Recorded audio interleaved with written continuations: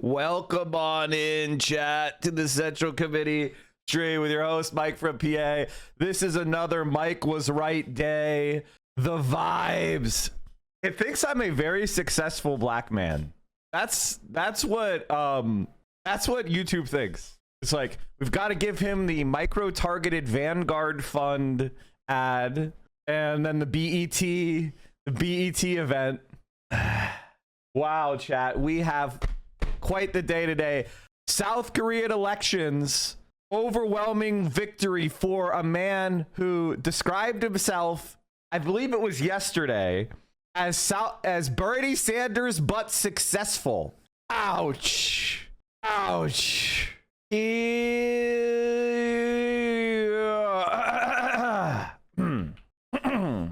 don't want that reporter to be harmed in any way. Can you put your hair in a ponytail? Of course I can. He said he wanted to be FDR. He wanted to be Bernie Sanders, but successful. Incredible. Now, is he actually going to do shit? We'll see. South Korea. This will be the most left-wing president South Korea has ever had. South Korea's Bernie Sanders tops presidential polls with talk of universal basic income. Now, I'm not a UBI, super UBI advocate. I'm not against it. I just believe in universal basic services. I think the problem with UBI is that there are so many monopolists in our economy and our society right now that they can charge monopolistic prices. And so they'll absorb a lot of that money. So I think what we actually need is universal basic services, which is what I would consider a true center-left position, which is the government provides you with all the things you need for a dignified life. And then you use, then you might have, you have the private economy on top of that. That would be a true center-left position. So it means like high-quality housing, education, healthcare, which includes reproductive healthcare and mental health care. Transportation. There should be leisure included as well. So it's not just like, you go to a commie block and you get slop. Food is also included, right? It's not the commie block to get slop. It's an Austrian social, social housing unit.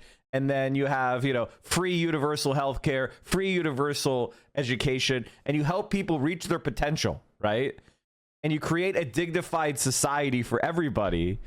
And then when there are problematic situations, you can really zoom in and, surge resources and surge societal effort to fix. That's my vision of what a functioning society looks like in the immediate short term. South Korea's Bernie Sanders. A South Korean politician who once said he aspired to be a successful Bernie Sanders. He has finally won. The worst article you'll see today. Yeah, I know. I already replied. Did you not see me reply? Keep yourself safe. And South Korean men are the incel generation. And honestly, it does make sense. It does make sense. Meanwhile, he got 58% of the 18 to 29-year-old women. This was really, and what's interesting is elderly people vote roughly the same on gender. The gender gap is something that's happening for millennials and Gen Z in South Korea. This is internet brain rot. Who the fuck is Lee Yoon-suk? What the fuck? What the fuck? Honestly, W, South Korea. W, the men are incel losers. W, they're Asmongold watchers. W, small dicks. W, no dry dick. Incredible. Incredible. South Korea has elected a new president. Why is this a short? Do we get a real post? The fuck? I legitimately think American news is the worst news in the entire world. It is actually just dumb as fuck. It is actually worthless. The day's other headlines start in South Korea, where liberal opposition leader Lee Jae-myung won his country's presidential race. Members of his party celebrated tonight after a joint exit poll showed Lee was projected to beat his conservative opponent, who came out later to concede. The snap election follows conservative President Yoon Suk-yeol's removal from office. That's what I'm trying to say. This is the way. And by the way, American men and boys aren't as bad as South Korean men. So if they could win a landslide doing a Bernie Sanders style candidate, like, come the fuck on. Let's not dick shame. Okay, dude. His short-lived declaration of okay, I'm going to explain this just out of compassion. It isn't about having a small dick that's necessarily the problem. The problem is for all these conservative men is they have small dick energy. All right. If you have a small dick, but you buy dildos, you know how to use your fingers and your tongue. If you are chill about it and you don't make it your fucking personality being resentful about it, that's fine. You could be a small dick guy. Okay. It is what it is. It's the small dick energy where you're like lashing out at the world because you're mad. You know what I mean? And the same thing about having a big dick doesn't make you have big dick energy. That's a different thing. That's about confidence. That's about empathy. That's about caring for others. It's about knowing your place and having a passion and a vision and working to achieve it. This is just what they mean. Martial law last year sparked political upheaval that deeply divided South Koreans. On the heels of tonight's victory, Lee promised supporters he'll reunite the country. While politicians may clash over interests and draw lines between factions, the people are not bound to follow those divisions. People are the master of this nation, and politicians are workers who are responsible for people's lives. Political quarrels may not be avoidable, but people don't have to be divided and hate each other. Lee will be sworn in as president tomorrow to start a 5-year term instead of waiting the normal 2-month transition period. Turning to the war in Ukraine 2 days after. I don't care. I don't care about the war in Ukraine. Shut up. Shut up. The best investment you can make is in yourself. Ugh. Brought to you by Ground News. I'll tell you what happened in Ukraine.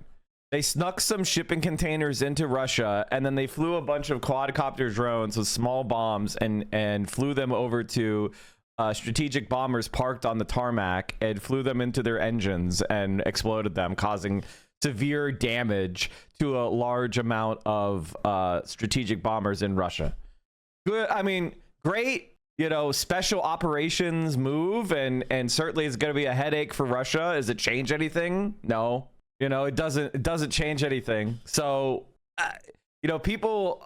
I mean, we could talk about it, but it doesn't do anything. It is what it is. It's a good, successful sabotage operation that made Russia look stupid. But Russia already looks stupid. Russia already looks incompetent. They're taking L's every day.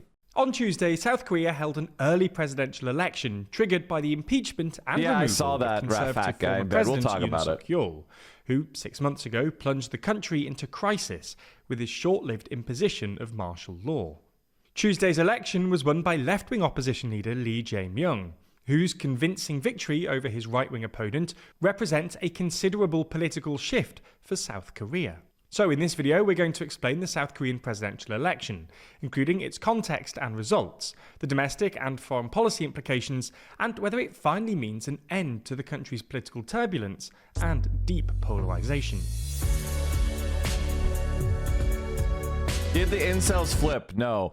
The main political group in South Korea, the main political group in South Korea that is a problem is young men. Young South Korean men have blamed women for their live sucking, whereas women in South Korea understand it's capitalism. So we now have a situation, and older men as well. So it's like men from 18 to 39 blame women, but South Koreans over the age of 39 and all South Korean women blame capitalism. So young men represent the last refuge of fascism and the right in South Korea. Pathetic fucking losers. Never miss an episode. Sounds like Zoomers, for some reason, Gen Z men are super reactionary. The answer is, if you want to know why, it's because they're on screens and they never get consequences. They're also perpetually at adolescence. The thing about men is if they're not taught civic virtue, if they're not taught honor, if they're not possibly, properly socialized, they start to spin off into these like sadistic little bubbles where they think they're the bully, right? Every little twerp gets to pretend to be a bully online. episode, and always feel in the loop by subscribing and ringing the bell. The election was a two-horse race between Lee Jae-myung, leader of the opposition centre-left Democratic Party or DPK, and Kim Moon-soo, a staunch conservative from the People Power Party or PPP, who served as Labour Minister under Yoon Suk-yeol. There were some third-party candidates too, most notably the Reform Party's Lee Jun-suk, who founded the party last year after splitting from the PPP. As the polls Isn't the Suk guy, that's the guy I was like, that's the guy who's like an incel candidate, right? Like, isn't he like the ultimate incel guy? Which is why no one over the age of 39 voted for him. He's like absolutely, he's like Asmongold, but running for office. And notice nobody voted for that. The DPK's Lee won a resounding victory with more than 49% of the vote, defeating his conservative opponent Kim Moon-soo, who received just over 41%. And in a very distant third place was Lee Jun-suk, on more than 8%. The preliminary voter turnout of 79.4% is the highest in 28 years, highlighting the importance the public placed on the election.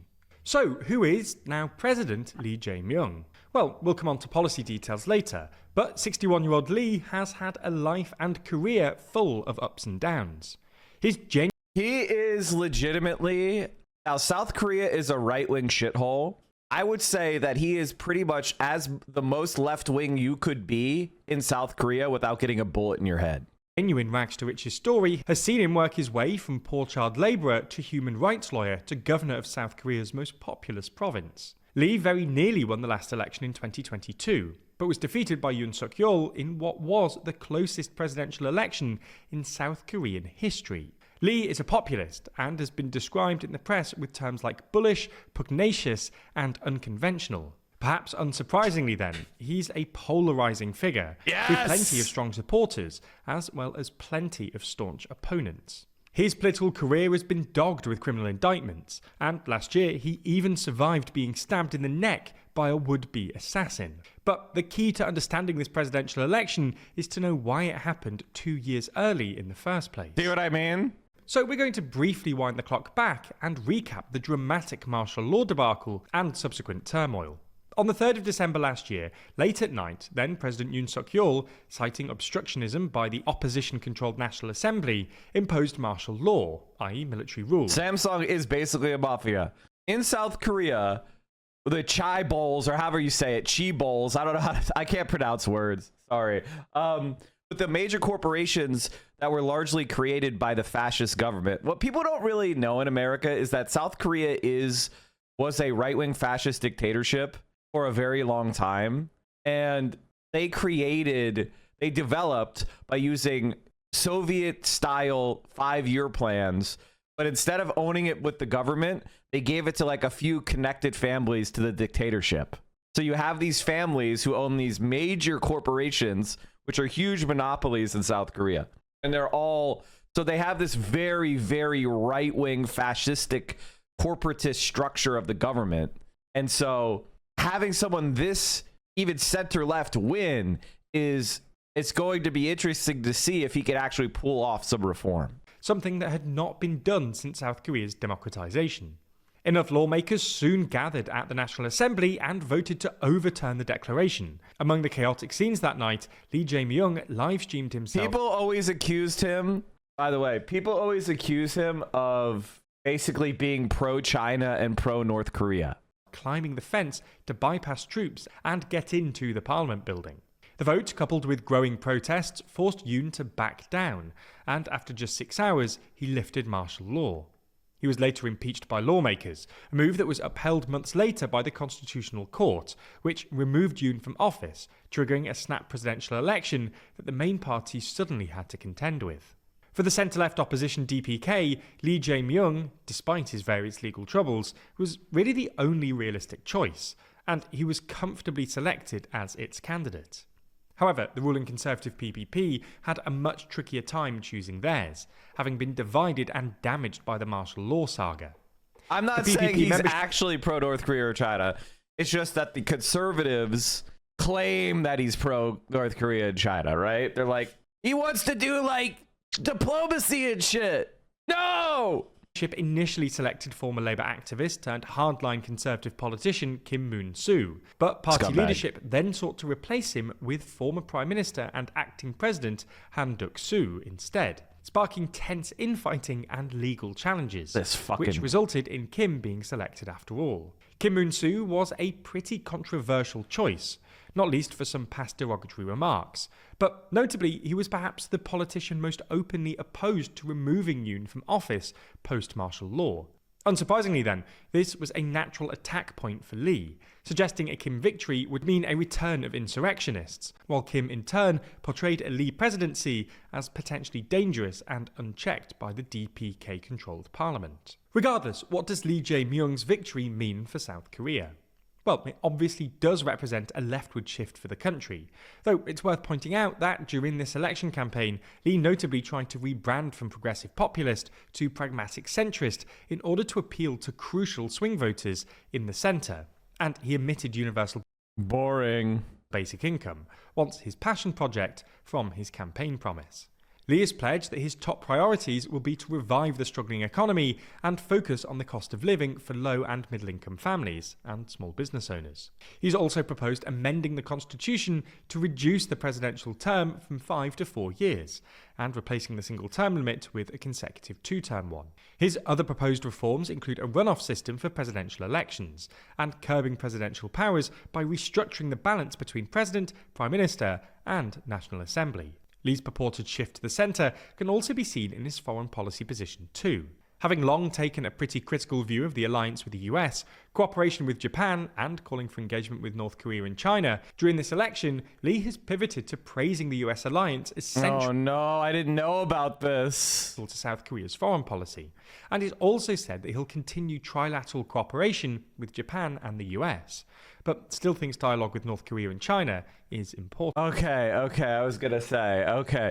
Yeah, it sounds like the CIA knocked on his door.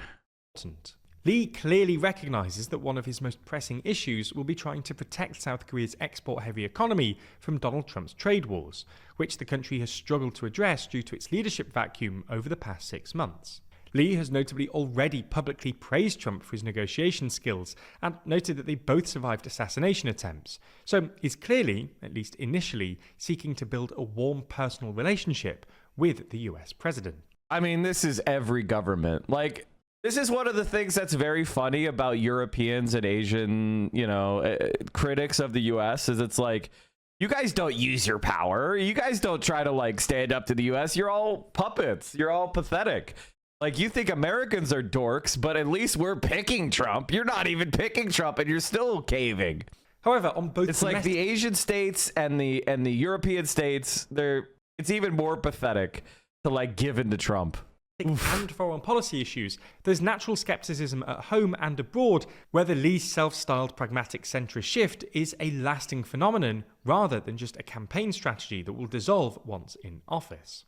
Ultimately, one of Lee's biggest challenges will be to try and heal South Korea's deeply polarized politics. The reality is that if you do a Starmer, which is you try to appeal to the right wing by going to the right, you will just collapse your support because people who want change will stop supporting you and right wingers will just go back. They'll just support the right. You will not win. The only way you could actually stop fascism is to create an alternative where people could start to see improvements in their lives. It's far easier said than done, especially when you consider that he wasn't propelled to the presidency because of widespread personal appeal. Lee has obviously massively capitalized on the public's anger at the PPP. I think honestly he underperformed based on where the South Korean people were by moving to the right. Yoon's martial law attempt, and has benefited from the fact that the party nominated a Yoon defensive candidate, who suffered due to the relative strength of a third-party conservative candidate. So while South Korea's political drama has definitely calmed down, don't expect it to be smooth sailing for President Lee, particularly as his ongoing legal cases, which include alleged bribery and election law violations, could also complicate his presidency, as there's a debate over whether those trials will continue now he's taken office. If you want to know more about this topic, there's plenty of other outlets reporting about this online. Unfortunately, it's sometimes hard to tell exactly which way these outlets lean politically, making it difficult to understand exactly. Okay, thanks, buddy. I'm looking at the AP article, and it's like, as a former child laborer known for his inspirational rags to riches story, Lee came to fame through biting criticism of the country's conservative establishment and calls to build a more assertive South Korea in foreign policy. That rhetoric has given him an image of someone who could institute sweeping reforms and fix the country's deep-seated economic inequality and corruption. His critics view him as a dangerous populist who relies on political division and backpedals on promises too easily.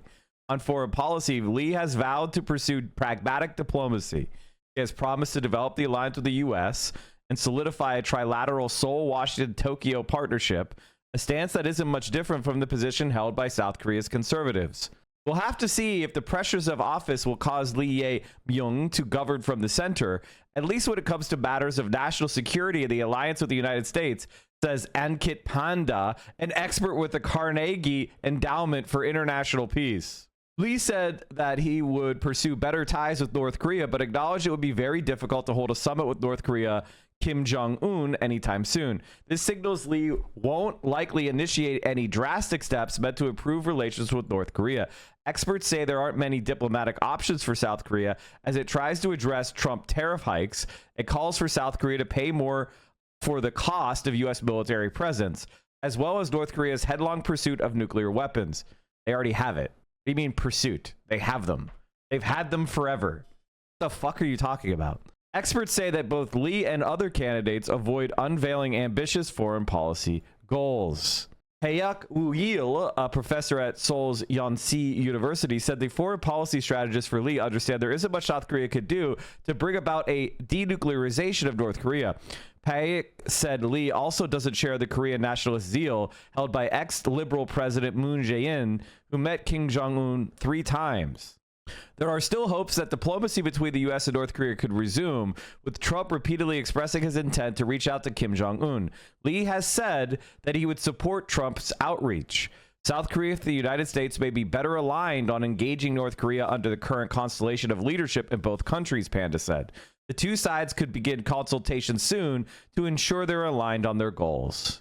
The next question is how Lee will represent and protect South Korea's democracy, says Soo Kim, a former CIA Korea analyst and geopolitical risk consultant. Will South Korean politics still remain focused on retribution, or will Seoul finally look beyond this and work constructively and progressively for the country's best long-term democratic interests, she said. She's like, it was just a martial law. It was just martial law. What do you mean? Don't look forward. Look forward. Yeah. South Korea is probably the most puppeted country in the kind of like developed club. I actually kind of feel embarrassed for them because it's like, I mean, no, maybe it's Japan. I don't know. Japan and South Korea are kind of similarly kind of puppet states. I would love to have a geopolitical simulator which was more accurate. You know what I mean? America made Japan a one-party state, you know, to avoid having any left. Like, it's, come on. Come on. Christopher Lynn Hedges in the building. May 80 people. All right, hold on. We need more coverage. What are his, like, I want to see more of his. See, I knew of him from 2021. In the last few moments, we have received some breaking news from South Korea. We've just received the official final results in South Korea's snap president. In the last few moments, we have received some breaking news from South Korea. We've just received the official final results in South Korea's snap presidential. Did you hear about Mexico's judicial branch went for Claudia? Yeah, Claudia and Morena are doing a judicial clean out, and they're doing like elections for the judges. So all the liberals are crying, and they're crying like, she's destroying democracy by having judges be elected. No, they should be appointed by the CIA. I should be appointed by the CIA. It's not fair. Not fair. But she has an 85% approval rating, so no one gives a shit what they say. Have you seen this hilarious Zohran attack ad? Okay, hold on. I'll watch this. Socialists are at the gate, and Zohran Mamdani is leading the pack. The socialists are at the gate, and Zohran Mamdani is leading the pack. If they take over New York City, this is what they said they will do. Defund the police, Consequences for genocidal Zionist imperialism. Abolish capitalism. You can stop Zohran and his socialist comrades from running New York City into the ground. Vote Whitney Tilson for mayor on June 24th to keep these radical policies out of City Hall. Paid for by Whitney for mayor. The socialists are at the gate. Oh God, thank you. You just boosted my mood. Election. And as we've been reporting, the Liberal candidate, Lee Jae-myung, has won the presidency. It's so funny how they call him the Liberal candidate when the other party is like the Liberal Party. The highest turnout for decades. The election was called after the previous president, Yoon Suk-yeol, was impeached for attempting to impose martial law. The new president's inauguration is expected on Wednesday. Speaking in the last hour, Mr. Lee said he would do his utmost not to disappoint the expectations of voters and would work from day one to fix the economy and ensure there are no more coup attempts. The first mission that you have granted me was to overcome the insurrection and not to threaten the civilian with the weapons that shouldn't be used against the people. And secondly, I will recover the economy and recover the people's lives. Well, the defeated candidate, Kim Moon-soo, conceded shortly after Mr. Lee's victory speech. In a short address, he thanked his supporters and wished Mr. Lee luck. Take a listen. Honorable South Korean people, I will accept the decision made by the South Korean people. And I'd like to congratulate newly elected candidate, Mr. Lee. And I will not forget all the support from the people of South Korea. And I also like to thank my colleagues from the party for their hard work. South Korea has been constantly moving forward despite the threat and difficult times. I also like to sincerely thank the South Korean people for their overflowing support for someone who is not good enough. Well, let's take a closer look at how the day unfolded and what it now means for South Korea. Our Seoul correspondent Jean Mackenzie has more. As the exit polls came in, the Lee camp erupted. After a chaotic 6 months that nearly saw South Korea back under military rule, power is changing hands. This candidate campaigned on one very clear promise, that he was going to ensure martial law can never happen again. And it seems tonight that this is what South Koreans have decisively chosen, that they have once again... Oh, yeah. Notice how the CIA was like, oh, come on, move forward. Come on. Because that's the CIA's people. So when he says, oh, I want to make sure that martial law can never be declared again, he's actually talking about attacking the CIA. And the thing is, Donald Trump this is a great time. If he's bold enough, this is the moment in history where he could pull it off, because Donald Trump and the people in the Donald Trump administration, they are asleep, dismantling USAID, just fucking up all the CIA's influence ops. If he's smart, if he's quick, he might be able to shake the fetters, the hobble, the bridle out of the mouth of South Korea's political class. But I doubt it'll happen. Rejected what happened on that night back in December when the country was so nearly brought back under military rule. We have gained hope again. For the last 6 months, the Korean people have overcome the cold winter and have come together. The celebration started before the polls even closed. This victory was clear from the start. Lee, long considered a divisive character who has criminal charges against him, pulled in people with all shades of politics, desperate to steer South Korea back onto stable ground. As they cast their ballots, people felt the weight of their vote. For Hyo-hun, today was about building a future for his 2-year-old daughter. We need to stop the martial law from happening again in the future. I hope after today, our president will better serve the Korean people and stabilize the country so we don't have to worry anymore. Before Lee can fix the country, he must first face urgent challenges abroad. There are existential negotiations to be had with President Trump, not just about tariffs. Honestly, I hope Trump tries to charge them and they're like, okay, bye. The best thing that could happen for world peace is the U.S. is out of Korea. Get the U.S. out of fucking Korea. Let Korea engage constructively with North Korea and China, and let them have their own independent foreign policy. Get the U.S. out of Korea. But South Korea's security. The U.S. defends South Korea. There are thousands of troops stationed. We don't need to do this. Here. Back to Seattle with you. But Trump is reportedly considering removing some of them. Good. Seoul is hoping to use these ships as a bargaining chip. This is the largest shipyard in the world. They build 40 to 50 ships here every year, from warships to gas tankers and these huge commercial vessels. In contrast, US shipbuilding is in decline. Its naval fleet now pales in comparison to China's, and Korea is hoping to step in to build and repair America's warships. The shipbuilding is the strongest part to negotiate the tariffs with the United States government. Already they've gathered to welcome. Jesus Christ, I didn't see this. What the fuck? President of the International. Oh my God. Did this just happen? Oh my God, dude. Gaza is worse than hell, International Red Cross chief tells BBC. If you want to know who the most neutral organization in the entire world, the most neutral humanitarian organization in the entire world is the International Red Cross. If they're saying that Gaza is worse than hell, that is like I've been kind of, I've been paying attention to Gaza as close as I can, but I haven't been like truly diving into the starvation data right now, probably for the last 2 weeks, because I can't get any more radicalized than I already am.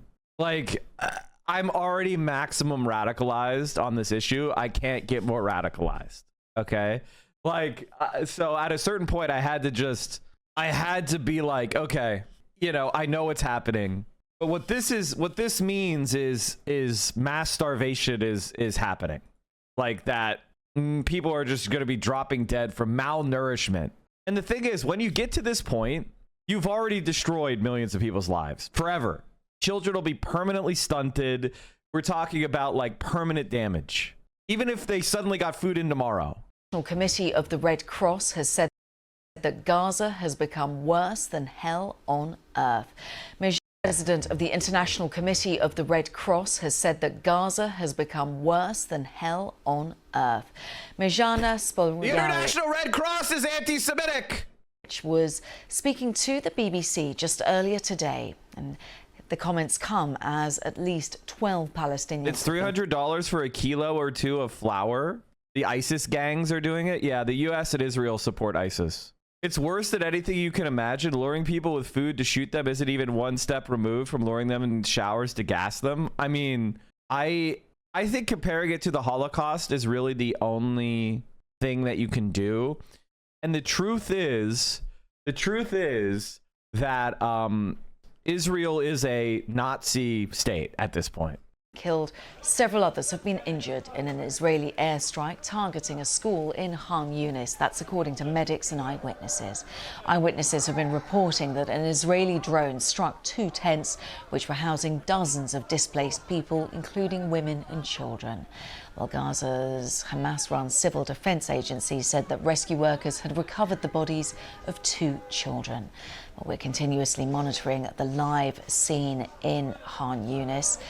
And this is the latest attack, the latest Israeli attack, which comes as aid distribution centres across Gaza are closed today as calls grow for independent investigations into the killings of dozens of people in incidents near the sites. The Gaza Humanitarian Foundation, which is a controversial aid network backed by the US and Israel, which began operating last week, says it was closing its sites for update organisation and efficiency improvement works. Well, our Middle East correspondent Barbara Pletasha is following developments from Jerusalem. I asked her just what we knew about the strike on the school in. This is a school in Khan Yunis, and the Israelis issued evacuation orders for parts of Khan Yunis quite recently. They told civilians that they would be stepping up their offensive there against Hamas, and so we understand that hundreds of people arrived at this particular school since then because of those evacuation orders. So they put up tents in the grounds of the school. And what we're understanding from eyewitnesses as well as the Civil Defense Agency is that Israeli drones struck, hitting 2 of the tents that belonged to one family.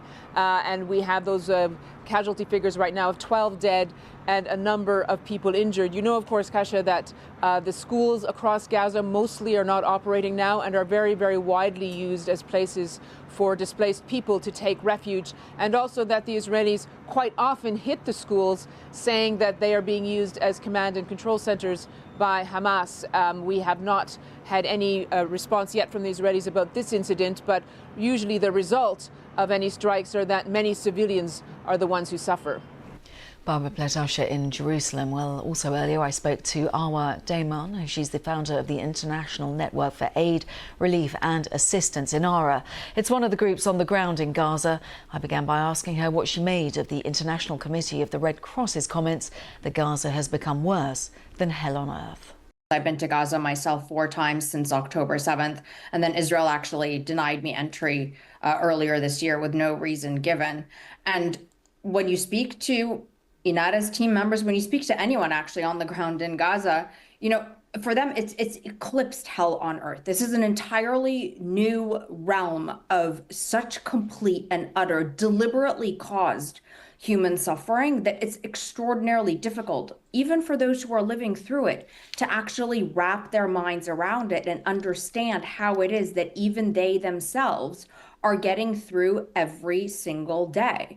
Add to the sheer struggle of survival, everybody is hungry, tired, thirsty, super low energy levels. And so you have to imagine, you know, and frankly, it's quite, you know, surprising to a certain degree to hear, you know, the Gaza Humanitarian Foundation say that they were surprised at the number of people who showed up to their distribution sites, because what were they expecting? Were they really expecting, and this is exactly why they came under such heavy criticism, that they would be able to feed and provide for more than 2.2 million starving people with just 4 hubs, people who would have to walk hours through extraordinarily dangerous militarized zones?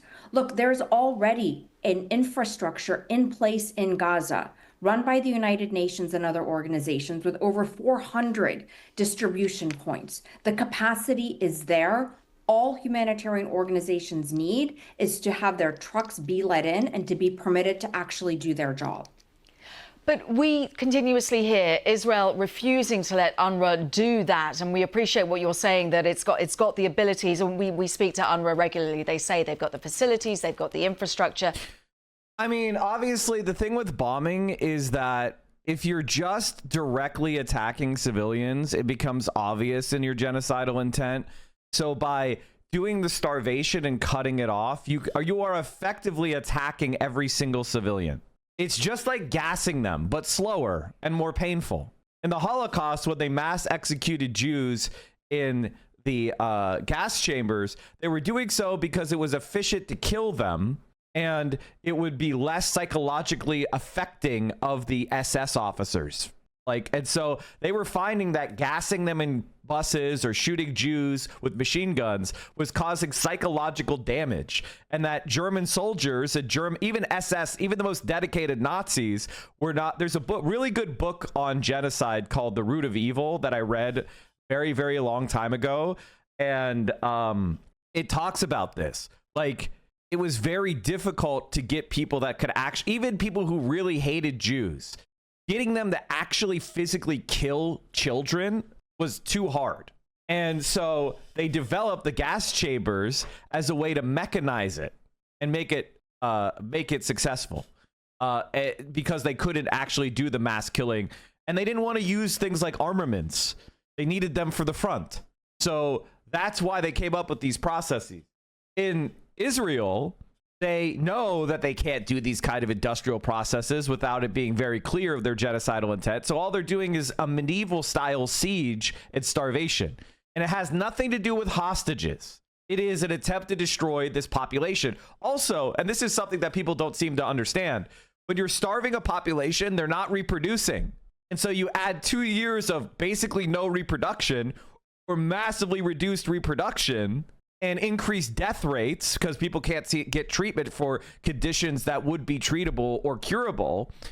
You raise the death rate, you lower the birth rate, you bend the demographic curve, which is also a goal of theirs. So this is genocide. It's as simple as that. This is 100% a modern Holocaust. And the Gaza is the Warsaw Ghetto, except bigger. That's it. They've got the local knowledge to do it. But when you've got Israel insisting that UNRWA has sympathies or even people who are members of Hamas working for them, something that UNRWA strongly disputes, how do you get around that then? Well, I quite frankly would argue back that, you know what, fine. You want to use that allegation towards UNRWA and stop them from doing their job? What about the World Food Program? What about the World Central Kitchen that has the capacity to feed hundreds of thousands of people a day, and yet it too is not being permitted to bring in its supplies? Look, a lot of what Israel tries to argue to justify its actions, quite simply, when you know what's really happening on the ground, just doesn't make sense. Even if we take, these horrific, mass casualty incidents that have happened as people were en route to these distribution points. Israel is the one that dictates the route that people have to take. And Israel knows that that route takes people through a danger zone. And actually, I have an eyewitness account from a young man who was there over the weekend during one of these mass casualty events. And he's describing how the crowd of people moved forward after they got the okay to move forward. Then the gunshots ring out. Then he and his friends end up running towards the beach thinking that they might be safer. But while they're running down the beach... Wait. Is somebody trying to say that this isn't right? Wait. Somebody trying to say it's not right? Who's trying to disagree? Oh, Mr. Diminishing Returns. It's so funny that you name yourself Diminishing Returns when the entire point of conservatism is not understanding that concept. Mike, you've been selling this genocide thing so much. I don't know why you still keep doing it. Are you convincing us or yourself? These guys are hiding in schools. No, they're not. Mr. Diminishing Returns. Are you Israeli? Post your face. You just created this new account. Okay, you're not allowed to be here, Israeli bot. You got to come here with an account that's at least a year old. You don't get to support genocide anonymously. Post your face. A gunship begins firing at them, and he specifically describes how 4 people died in front of him. Pathetic. And how he saw a little 5-year-old girl being shot in the stomach. And quite frankly, having been on the ground myself, being constantly in touch with people there, knowing the reality of what's happening, it's very frustrating that for some reason, so many world superpowers, so many individuals are refusing to believe what it is that the Palestinians in Gaza who are living through this are telling them. And it really begs the question of, if we had actually listened to them, if we had actually believed them when they said we're being killed, we're being starved, this is a war that is being carried out on us and not Hamas, would we actually be where we are today? China needs to step up because it's clear no one else with power will. I mean, how do I put this? How do I put this in a way that is that you guys can understand? China doesn't have the capability to fight the United States of America and Israel in the Middle East. They just don't have the ability to do that. Their military is not built for that. They cannot do it. Even if they wanted to, they can't. I was told Destiny went pro-Israel because Assad is pro-Palestine. Yes. I actually think that's a little oversimplifying. Destiny went pro-Israel because he's a sociopath and saw that Zionists will give you money to support their side, or at least you'll get clout off of it. I don't know if he's getting directly paid or not. I would love to find out. I mean, he is really corrupt. Like, he sold his own audience NFTs. Like, he rug pulled his own audience with NFTs. So, like, he would take money. I don't know if he actually took money or not, but he would. Also, the problem with China...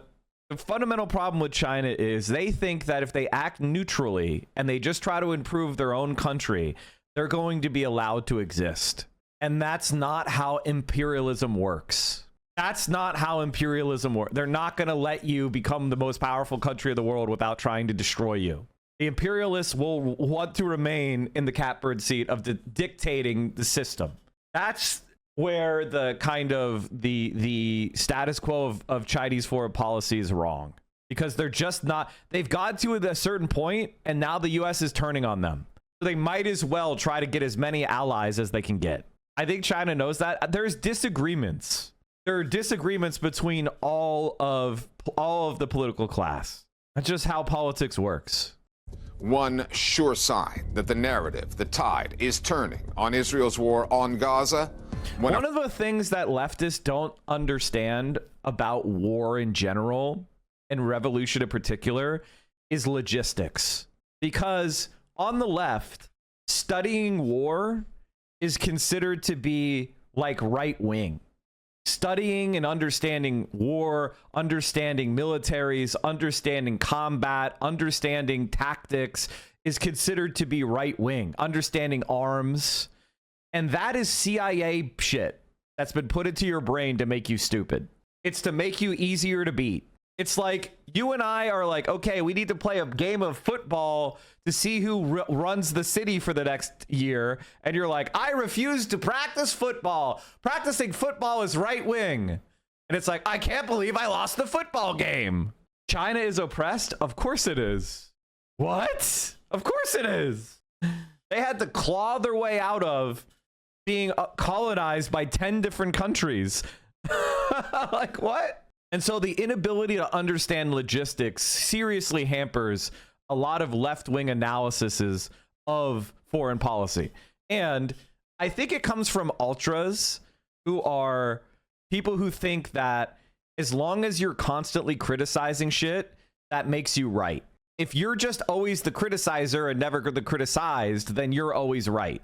And it's, no, the reality is China exists as a state within this international system.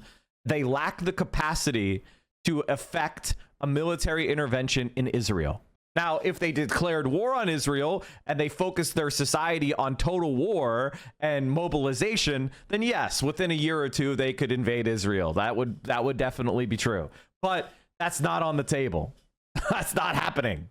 I mean, when Arab states that are bordering Israel don't give a shit, you expect China to sail 7,000 fucking miles to what? Intervene? When you can't even get Jordan and Egypt and Saudi Arabia to do it? Like, what? It's insane. They're doing what they can. They're supporting the Palestinian people diplomatically. They're hosting summits for Palestinian factions. They are supporting them in the Security Council. They are offering, words of encouragement and condemnation, but that's it. Honestly, I think they should do more. I think they should directly economically sanction Israel, personally. I think that would be a huge W for China. China falsely believes that if they say, like, hey, listen, we're non-interventionist in your situation, so will you be non-interventionist with our Taiwan?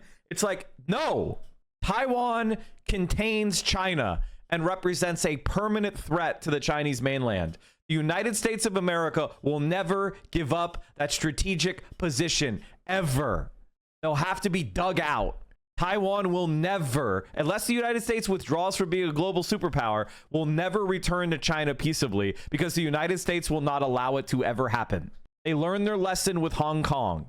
They thought, we'll give Hong Kong back to China as a poison pill, and the Chinese people will see how much better Hong Kong people live under capitalism, and before we know it, a liberal revolution will rise in China. That's why they gave back Hong Kong. They thought it was a poison pill. They didn't realize that the Chinese Communist Party would figure out how to develop so rapidly in the rest of China and absorb Hong Kong. So they learned their lesson. They're never going to do that again. So Taiwan's not going back. This is where the Chinese foreign ministry is wrong. They think that they could just squeeze Taiwan and just kind of do this incremental shit. And it's like, no, it's not going to happen. United States of America is not going to give up Taiwan, because the moment they give up Taiwan, China cannot, it's much harder to blockade China. It's much harder to defeat them militarily. Hong Kong is a huge stepping stone to containing China and making war with China a lot, likely to cause massive damage. It would be cool if China never got Taiwan. No. Just shut the fuck up. No. Can we add a Zohran emote? Yes. Yes, we can. All right. So a lot of countries are now coming out, and a lot of organizations who have been quiet are finally coming out and saying, Israel is violating international law and committing war crimes. All the country, every international organization that's humanitarian is starting to come out and say Israel is violating international law. Hold on, let me fix this. A former Israeli prime minister describes the war as genocidal. Enough is enough. Medics getting the story out. The doctors and nurses filling in the vacuum in the news coverage. And taking a look under the hood of the Gaza Humanitarian Foundation. The agenda never has been to provide humanitarian aid to the Palestinians. An organization. Mao understood it. Israel and Taiwan are bases of operation for imperialism in Asia. They created Israel for the Arabs and Taiwan for us. They both have the same. Exactly. Mao was right. Of course he was right. That does not do what its name implies.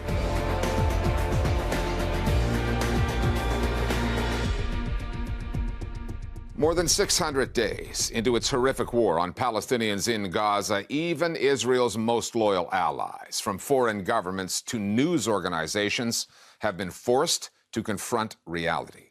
From Berlin to London, Paris to Ottawa, support for Israel is turning into disapproval, verging on condemnation over the humanitarian catastrophe unfolding in the Strip. Starving Palestinians have been lining up for food aid supplied by an organization that is the brainchild of the American and Israeli governments and looks more like a PR exercise than a humanitarian response. The external political pressure, along with rising dissent within Israel over the Netanyahu government's waging of this war, is having an effect on the media narrative there and fracturing a consensus that goes all the way back to October 7th, 2023. Try as the Israelis might, it will take more than a trickle of humanitarian aid to silence their critics, more than propaganda to hide the war crimes it is committing. When they talk about Israel and its genocidal ways in Gaza, European politicians choose their words carefully, particularly German ones, like the Chancellor, Friedrich Merz, who went on the state-funded broadcaster where he said, finally, and more than once, that Israel has gone too far.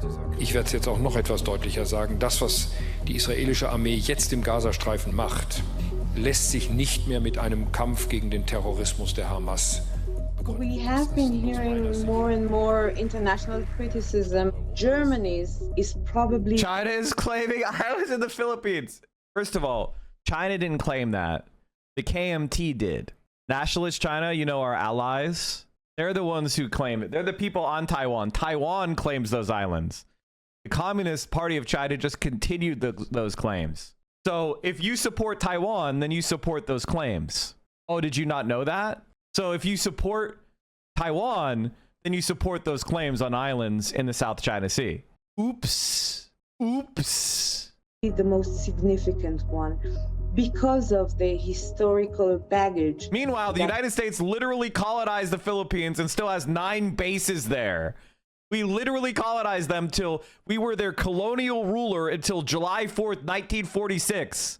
We invaded the Philippines and occupied it for over 50 fucking years, or just short of 50 years, and colonized it. So it's like, I can't believe how China is being imperialist in the Philippines. What? You're American! Guilt of the Holocaust that brought Germany to just accept and support whatever crime Israel has been committing. So the fact that even Germany can no longer whitewash Israel's crime is extremely significant. At the same time, the foreign minister said, but you know what? We will not ban the weapons to Israel. We reject an arms embargo. Deutschland als ein Land, das ja das Existenzrecht und die Sicherheit des Staates Israel als Teil seiner Staatsräson versteht, immer verpflichtet, Israel auch. So the European government is saying, we condemn a killing spree, but we will give the killer a sharper knife. Telling Israel, what you're doing is morally wrong and might lead to negative consequences, but we're not going to implement those consequences yet. With the European governments, you can see stronger statements at the moment, but statements basically bounce off Israel's iron dome of impunity. From Merz, of all people, it is truly too little too late. And I await to see whether Palestinian solidarity activists, students who have been calling out this genocide and facing brutal policing, in some cases deportation, I look forward to Merz welcoming all those people back to Germany and telling them that they were right all along. Chancellor Merz added Germany's name to a growing list of Western countries, including France, the UK, and Canada, that have criticized Israel over this war, threatened it with sanctions, but have not yet acted. That effectively buys the Israelis time, which they are using to keep punishing Palestinians, cloaking their war crimes under the cover of organizations like the Gaza Humanitarian Foundation, the GHF. After consistently blocking aid from getting into Gaza and attacking the agencies trying to help Palestinians, including the UN's, the Israelis teamed up with American military contractors, mercenaries, to create the GHF, whose first foray into Gaza proved disastrous. Crowds of hungry Palestinians were herded like animals into an aid depot in Rafah, humiliating scenes worthy of a concentration camp. The crowd surged, overwhelming those contractors. Shots were fired. At least 3 Palestinians were killed. The government media office in Gaza called it a deliberate massacre, a full-fledged war crime committed against civilians suffering siege-induced starvation. People in Gaza. Mike, noob question, but why does Israel have so much impunity? Well, basically, it depends on how far back you want to go, but the short answer is that after World War II, a lot of European imperial projects were being dismantled. Whether it was the French in Southeast Asia, whether it was England and Africa, and you know, all the European countries in Africa, or it was, you know, British in India. There was a lot of these European colonial projects that were being dismantled. It was also in the context of the Soviet Union was the defeater of fascism in Europe. It was so everybody understood in the aftermath of World War II that the Soviet Union defeated Nazi Germany. They did 85% of the work. And so they had grand prestige.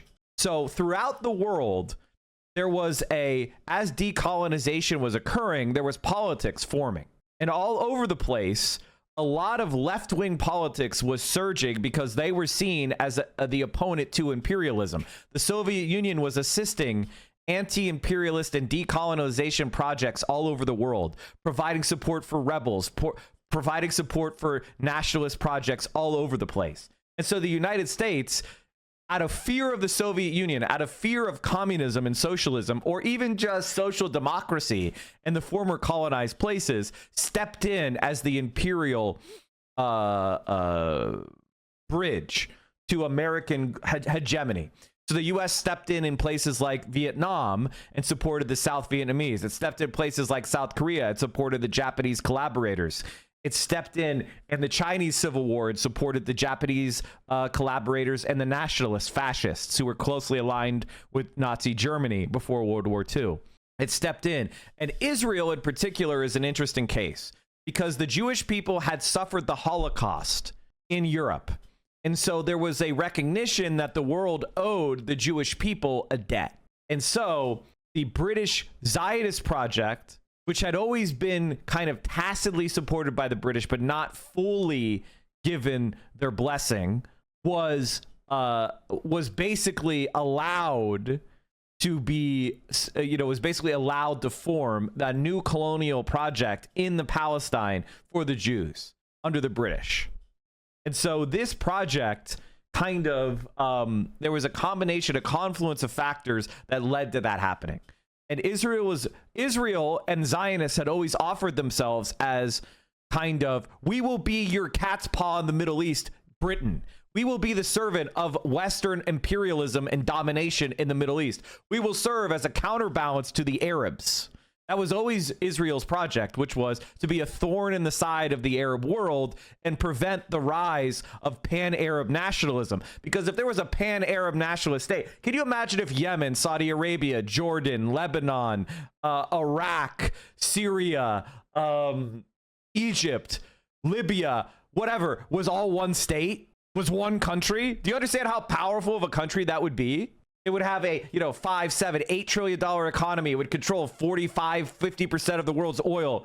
It would have, 400 million people living in it. So that would be a world superpower. So they had to prevent Arabia, pan-Arab nationalism, from happening. And so that is what Israel served. So Israel served as that. It continued on with kind of British imperialism for a while into the 50s. The Soviet Union foolishly kind of was supportive of it as kind of compensation for, this was a Stalin error. He made a lot of errors in the Cold War. Stalin was kind of dumb. He kind of fucked up a lot, honestly. Failing to support the Greek socialists, failing to stand against Israel's formation, he took a lot of L's after World War II. He was kind of a dumb fuck on that. Refusing to openly support North Korea and North Vietnam, kind of sucks. Anyway, so Israel kind of became this bulwark against pan-Arab nationalism. It was a thorn in the side of the U.S. It served as a cat's paw. Whenever the United States needed to do something really dirty, they could use Israel. So, for example, when there were fascist governments in Latin America that the U.S. wanted to support that were doing mass killings of leftists, the U.S. couldn't directly give those people aid because it looks like we're supporting fascists. So they would give the aid through Israel. When we needed to support South African apartheid, we would do so through close alliances with Israel. Because the U.S. was trying to support fascism all over the world, but they also didn't want to look like they were doing it, because that would look bad in the recently decolonized places in the third world. The U.S. was kind of doing this very delicate balance. Long story long, this was supposed to be the short version. Long story short, Israel serves as an effective counterbalance to the rise of pan-Arab secular nationalism in the Middle East that would position Arabia or position Arabs as a world power. And so keeping the Middle East divided and under American puppet tyrannies, dictatorships, monarchies, whatever we could take to avoid left-wing politics in the Middle East is what we support. That's why we supported Al-Qaeda, the Taliban, ISIS, and that's why we support Israel. That's why we support the military dictatorship in Egypt. That's why we support the military dictatorship even in Pakistan, which is not Arab, but still part of the Islamic world. The United States of America is desperate to prevent the rise of any kind of left-wing power in the Middle East. What are your thoughts on the creation of an autonomous Jewish oblast? I think the solution for hate is pluralism, not ethno-states. There are no ethno-states, just result in irredentist conflict. So what is Czech and what is German is exactly what started World War II, because Hitler said the Sudetenland has majority Germans in it, Czechoslovakia, so you should give that territory to us because the majority of the people there are German. So and the reality is that there isn't clean lines. What's the difference between Mexican and American? It's a lot more blurred than people really think. Literally starving, especially children, because their bodies are not able to withstand that level of malnutrition. Even some of Israel's staunchest allies are now coming out to criticize Israel for its starvation campaign. Because this war has gone on for far too long.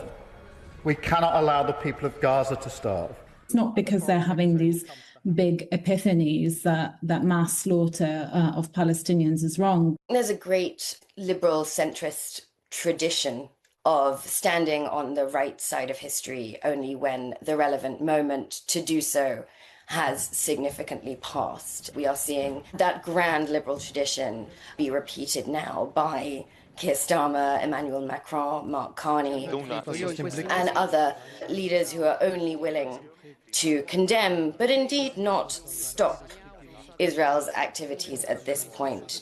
I think future-proofing of reputation to say, oh, but we did indeed speak up, might very much be in play here. But those of us who have been paying any attention at all for the last year and a half plus are all too aware that these very governments have been funding and ideologically enabling Israel's actions.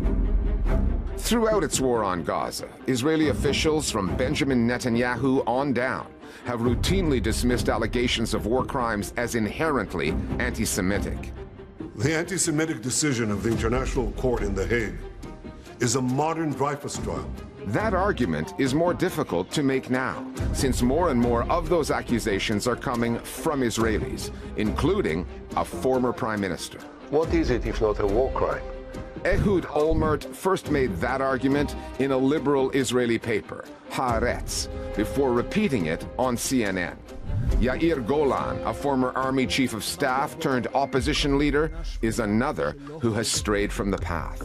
כששרים בממשלה הזו חוגגים מוות והרעבה של ילדים, חייבים לומר את זה. There have also been shifts in coverage in the Israeli media. Although limited and more common in the print sector than the broadcast side, they are notable in that they reflect what is occurring politically. Ehud Olmert is one of the earliest founders of Netanyahu's party Likud. So he is no left-wing pro-Palestinian peacenik. He's the guy that carried out one of Israel's most atrocious wars on Gaza, Operation Cast Lead. So to see him now condemning what Israel is doing in Gaza as a war of annihilation, as genocide, it is extraordinary. Thoughts on Canada saying they're going to start doing war crimes investigations on dual Israeli-Canadian nationals? Tell me when they do the indictment. Tell me when they indict someone. It speaks basically of how far Israel has gone. This moment is ripe for the likes of Yair Golan and other opposition figures in Israel, because Netanyahu is facing increased pressure, and leaders around the world will be happy to scapegoat Netanyahu as the perpetrator of this genocide in Gaza, rather than face the reality that this was a genocide perpetrated against the Palestinian people by the state itself. And so this moment presents an opportunity to put all the blame on Netanyahu, both internally and internationally. Israel is now panicking, realizing that their strategy of repeated atrocities to exhaust the global attention did not work. That's why you had the Daout Ahranot saying, our propaganda is collapsing, our legitimacy is over. And you had Israel Hayom saying, the world is talking less about us and more about Gaza. And their solution is not to end the genocide, but to propagandize more, to whitewash the genocide even more, to double down on the failing strategy that didn't work. Without a doubt, there are media outlets and journalists who are reassessing their position regarding this war. And Ynet is a good example. They're showing more pictures of what's going on in Gaza, speaking through the angle of starvation, referring to it more and more. Overall, however, Israeli media coverage that allows for empathy for Palestinians remains the exception, not the rule. אנחנו שולחים 5 אוגדות של חיילים מטובי בנינו להילחם בעזה, לשחרר את החטופים, להכריע את חמאס, ובמקביל לזה אנחנו נמשיך להכיל את האויב. 600 days into this war, there have never been more lives at risk in Gaza, where day after day, GHF aid depots have produced nightmarish scenes of desperation and violence. Politicians overseas out to salvage their legacies could be enough to save some of those lives. But, as Israeli journalists well know, there will be no saving of reputations on the Israeli airwaves. The moral standing of news channels that too many citizens there still use as their primary source of information. No, the Israelis support genocide. They support genocide. It is a fascist state. It's more fascist than Germany ever was. That's the thing that's insane. I'm not saying that what's happened to Gazans is worse than the Holocaust. It's not. But the level of support that the Israeli society has for what's going on, their level of knowledge, they're on the internet. They're not confused. They aren't living under a totalitarian propaganda network like they were in Nazi Germany. No, they support this genocide at a higher rate. Information. If you're only consuming... It's not confused. They're not confused. They're not confused. They see the internet too. They're not cut off.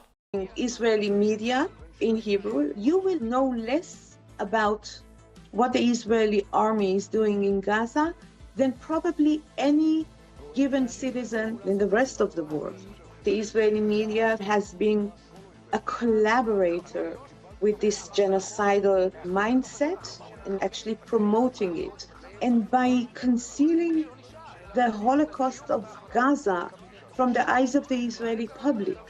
When the day comes that the criminals responsible for this genocide will stand on trial, I think next to them on the bench, the Israeli media should be located. There's a reason that experts in genocide studies and humanitarians are using terms like final solution for this stage of the genocide in Gaza. They're using the term Putting final images- solution. What, you don't think they know what that means?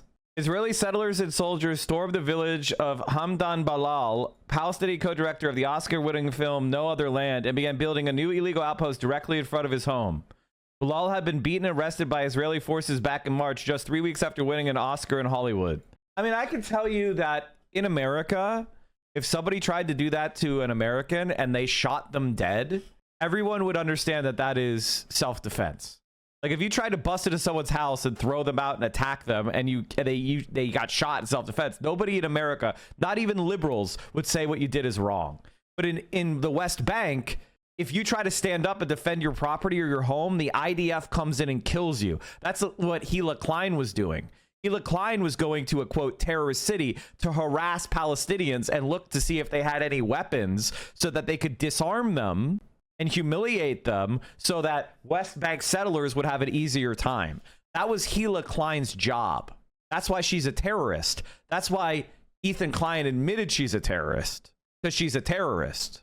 Certain world leaders to speak up, but that shouldn't lead any viewers to think that this is because there's been some sort of dramatic aberration by the Israeli military. This is a continuation and an escalation in Gaza after so many, many months of this kind of genocidal warfare.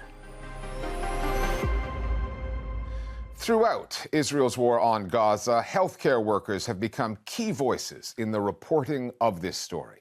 And over the past couple of weeks, the dispatches coming out of hospitals there have grown more and more desperate.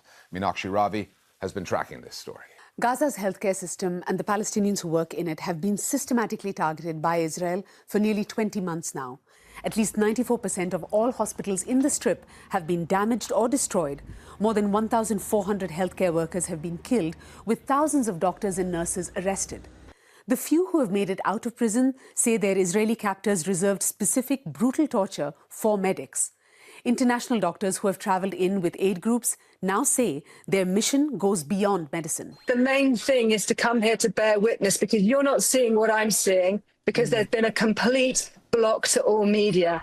I am getting very sick and tired of having, as are all my colleagues, of having to go onto the news programs because journalists aren't allowed in, etc., to point out what is happening here. Physicians returning from Gaza have also been outspoken on how dire the situation there has become. The starvation, the particular nature of the burns and injuries they are seeing, and the targeting of Palestinian medics. People need to understand that civilians, their families, healthcare workers are being intentionally and deliberately killed. And Dr. Hassan, I just want to say that the IDF have said in their statement regarding this attack in Khan Yunis, they've said that the IDF evacuated civilians from this area. You don't ask the perpetrator of genocide. We have to, the Israeli, Dr. Hassan, we have to ask the Israeli government. If you also, in addition to that response, mention that Amnesty International, Doctors Without Borders, Human Rights Watch, the International Court of Justice would all beg to differ. This past week, American trauma surgeon Dr. Firoz Sidwa delivered testimony to the United Nations Security Council. I'm not here as a policymaker or a politician. I'm a physician bearing witness to the deliberate destruction of a healthcare system, the targeting of my own colleagues, and the erasure of a people. These doctors are not isolated voices. They have formed a network of sorts, a valuable one, to fill the void in reporting on this story caused by Israel's refusal to let journalists into Gaza and its killing of so many Palestinian reporters, more than 200 of them. Thanks, Mina. In our lead story, we touched on the Gaza Humanitarian Foundation, the GHF. Formed just months ago, it is an American-Israeli coalition that includes ex-CIA and military personnel. I think one of the things that really bothers me about this whole situation is people like Asmongold pretending like, I just don't care about this shit, when it's like, we've spent $330 billion on it, and he'll never even reference that. That's how you know he's a liar, because he doesn't talk about what's really going on. Just tries to get famous for being a disgusting slop tuber. Although the thing that makes me really happy is apparently he's claiming he didn't get paid to go to Kick. Oof, missed the bag. Oof, oof. Wild. It is a shadowy group that started distributing aid. People still think ex-CIA. Yeah, you never are ex-CIA. Once CIA, always CIA. Obviously. The southern end of the Strip this past week. There is not a single international aid organization that has endorsed or cooperated with the GHF. Instead, from the UN to Oxfam to Médecins Sans Frontières, warnings have been issued that the GHF is militarized, privatized, and politicized, an exercise in, quote, aid washing, when a pretense of aid is designed to cover up something else entirely. One of the news outlets tracking the GHF closely with reporting from Palestinian journalists in Gaza is Dropsite News. Its co-founder, Jeremy Scahill, joins us now. Jeremy, let's start with the name of this organization, now handling aid in the war zone, the Gaza Humanitarian Foundation. Is the GHF out to do what its name implies? Not in any way, shape, or form. I mean, first of all, let's just get one basic fact straight. The amount of so-called aid that it's distributing is a pittance relative to what is needed in these starvation conditions in Gaza that are being enforced as an act of war by the US-backed Israeli regime. It's incredibly cynical to use the term humanitarian in this name, because Netanyahu himself has been very clear that this is a scam, a scheme that is intended to kind of quiet some of the criticism that Netanyahu has received, primarily from Republican senators who have said, we don't like the appearance of starvation in Gaza. So if you can create the facade that you're actually doing something, then we're going to make sure that the weapons keep flowing and our support for your war of annihilation continues. I mean, Richard, you couldn't get a sort of starker symbol of what the agenda is here, that you have a circumvention of an existing program that was effective, that you have American mercenaries deployed on the ground, that you have Israelis opening fire at desperate, starving Palestinians, and that it's all actually out in the open, that the intent of this is to be just sort of a facade of humanitarianism to enable a genocide. The GHF's aid distribution got off to a bad start this week. The images that have come out of this, the Palestinians in those caged pens lining up for food. When you looked at those images, what went through your mind? Well, look, I've been speaking to sources on the ground. We have reporters inside of Gaza, and my understanding is that there was almost no coordination whatsoever with local aid organizations to even inform people where they would be able to go to pick up these parcels or what would be inside of the parcels. People just heard through text message, WhatsApp, word of mouth, there's going to be aid dropped in this location. And so because the population is starving and you have acute malnutrition among thousands of children, people started to trek through incredibly dangerous terrain. And they arrive at these sites and it was very chaotic. In some cases, they were using biometric identification systems or interrogating people. In others, they forced, or almost like cattle, Palestinians into barbed wire fencing apparatus. On the first day that they started getting this aid distribution underway, we heard from sources inside of Gaza that a man had been kidnapped when he was interrogated by Israeli intelligence. They got his family on the phone. They were supposedly looking for some relative that the family hadn't been in touch with since the start of the war. And when he didn't provide information that they were demanding from him, they disappeared him. That family has no idea where he is. We've heard of at least a dozen or so more other people that were snatched when they went to go and get aid. Also, the Israelis opened fire at one point. They say that it was warning shots, but Palestinians were killed. You know, Israelis compare Palestinians to animals, and this is part of what the plan is. They want to essentially bait them into a cage, shut the door behind them, and then they either get killed in this killing cage, or the ultimate plan, which they call Trump's plan, is to take that cage filled with Palestinians of Gaza and ship them to another country. What we are witnessing here right now is a completely disgusting trap that Palestinians are being forced to as part of what Netanyahu has described as the final stage of his war to conquer Gaza. Now, its backers say that the GHF is specifically designed to bypass the UN, its relief agency, UNRWA. Why do the Israelis and the Americans involved in this say that that's even necessary, the bypassing of established, tried, and tested systems of aid distribution? Richard, it's because the agenda never has been to provide humanitarian aid to the Palestinians. UNRWA was established around the same time as the state of Israel was imposed on Palestine. And the reason that Israel has always stood against UNRWA is because it is perhaps the most powerful symbol that makes it clear that Palestinians have a right of return to their land, have a right of return to their homes. What we saw from the moments after the October 7th operations happened inside of Israel was a very intense campaign to try to demonize the United Nations as a whole, but UNRWA specifically. And the Israelis began planting stories that said that scores of UNRWA employees had participated in the October 7th attacks. And perhaps the chief launderer of this narrative in the media was the Wall Street Journal. And those stories were actually published with a byline of one of the reporters who herself was a former IDF soldier. And they essentially portrayed UNRWA as a Hamas front organization. The United States and other countries responded to this propaganda. That was a Joe Biden operation. And they admitted that they didn't even do their own independent review by moving swiftly to try to defund UNRWA.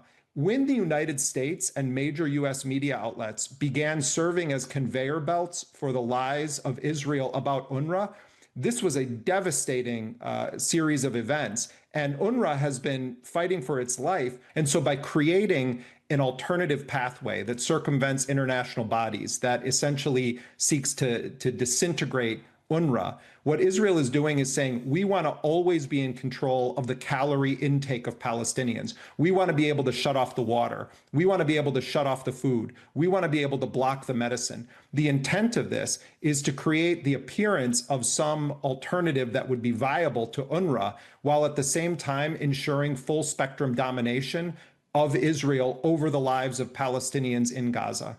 You and Dropsite have done extensive reporting on the Gaza Humanitarian Foundation. How difficult has it been to do that? How transparent is this organization?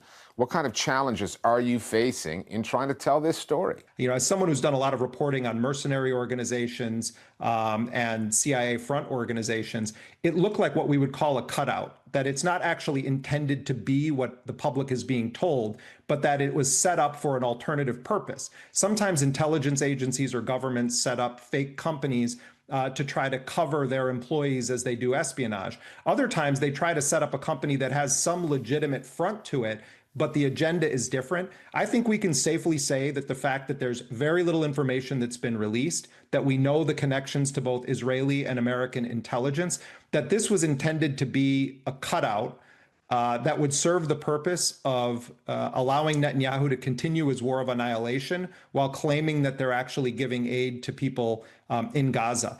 But Israel has been very effective with its propaganda, in part because of its allies in the Western media, particularly American and British news organizations that have promoted these lies or have not pushed back hard enough in demanding evidence. So, you know, at some point, all of these governments and officials are going to come out and pretend like they were always against the genocide. We're seeing more and more media outlets coming out and taking that position. We're seeing more and more academics and scholars taking that position. You're seeing former Biden administration officials taking that position.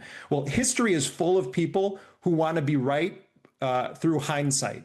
Courage means speaking out in real time.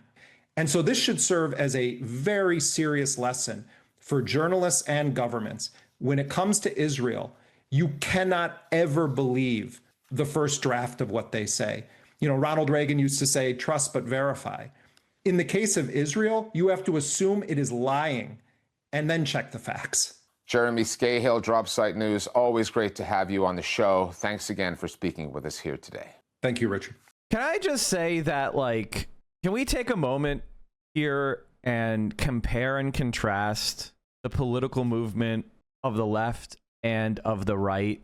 on streaming services and online right now talking about politics. On our side, we have leader of the major political party in France of the left, Mélenchon. We have journalists like Jeremy Scahill. We have New York Times journalists. We have AOC. We have Bernie Sanders. We have legitimate politicians and journalists and thought leaders. Yanis Varoufakis. We have, I mean, hell, Hassan just did his conversation with Chris Hedges. And then you have Asmongold and the right. I mean, Destiny, Asmongold, Tectone. I'm not even throwing myself out there, right? I mean, like, the conversations that we're having on our streams versus the conversations they're having on their streams. Beast, that's beast. And if you actually watch Asmongold, he's too much of a cuck bitch to actually take a position on anything. Because when he does take a position on things, he ends up crawling on his hands and knees, begging for forgiveness like a worm. He has to go, people are thinking. He can't say, I think, because he's too much of a bitch. Same thing with Destiny. He's too much of a bitch. He can't say, I think, blah, because blah. He's too scared. Yeah, beast. Yeah, RK Monkey, I saw that. How would you describe yourself to this? All right, let's finish this. Chatalac, thank you for the 5 gifted subs. Chat, we are currently at 64-67 subs. Beginning of the month is always a period of oh shit, I have to shill more. I have to goddamn fucking chill. You hate to see it. Did you see the mold was watching your description from yesterday and reveling in it? Yes, I did see that. Actually, can someone get me a long clip of that? I want to make fun of Asmongold more. Honestly, like, here's my feeling of what we should do with Asmongold. The thing to do with Asmongold is to get mainstream media to cover him as the top political commentator on the right. I want the right wing. I want as many people as possible to see Asmongold. I am in favor of more people seeing Asmongold. The thing about Hassan, where I think he's dead wrong, is the reason why Asmongold has been able to succeed is because he's been able to create a bubble for himself of narcissistic delusion. Jaeger Larson with the 100 bomb. Let's fucking go. He's been able to create a narcissistic bubble where his clout and everybody on Twitch is a greedy little clout goblin. All right. Every streamer you see is a greedy little clout goblin. They all are so desperate for clout. All right. And so he has clout on Twitch. There's no doubt about it. All right. So a lot of people just pretend Jaeger Larson with the 11 bomb. Let's fucking go. And so they flatter Asmongold. They flatter him. They laugh at his filth and they pretend like they're laughing with him. You know what I mean? Like, stand around him and pretend to like him. But there are a few people who tell the truth. And I think you guys have that clip of Peach. I think it was Peach talking to Asmongold when they were hanging out in person. Does anyone have that video? I want to show you this video as a context. And then there are a few people who are like, fuck this shit. I don't care about this guy anymore. Fuck his fans. You know what I mean? Like, he's a piece of shit. Fuck him. And I think more people seeing Asmongold who are not part of the Twitch bubble where they're going to try to pretend to like him for clout reasons, but are just going to react to him authentically, are going to find themselves absolutely disgusted. And the thing is, they think that no, him just laughing about how disgusted he is means that he admits how disgusting he is. They think that is gonna work or something. I want him to see what everybody actually thinks about him for real. I want him to actually be forced to confront what real people would think about him, what other streamers think about him when they aren't trying to leech his clout. XQC and Asmongold are right. People interact with them because they want their clout, and that's the only reason. Like, XQC recently said he had no friends from streaming. No, which to me is absolutely fucking insane. I have so many friends from streaming. So many people that I don't have any overlap with at all. We don't collaborate at all. We don't try to get clout from it. We just know each other from shit. We met at a party or something. We just started hanging out and talking. Like, It is absolutely pathetic to have no friends from streaming. That's insane. That's fucking insane. That's crazy. We have friends everywhere. So true. And it's crazy. Joss Elephant says that he once called someone a friend and she corrected me that I was her acquaintance. Honestly, I think you should say thank you to her for that.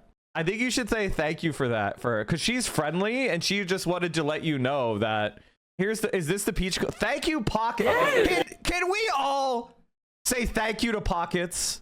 Can we say thank you to Pockets for helping the stream become better? Thank you for providing the clip.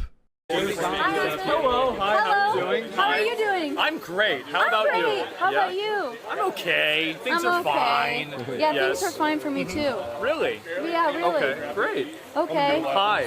Hi. How are you? What I love about this is Peach is just exposing how utterly devoid of charisma this fucking loser is. She's just going up there and being like, let's let him be the charismatic figure and not, you know, typically what these fucking losers on Twitch do.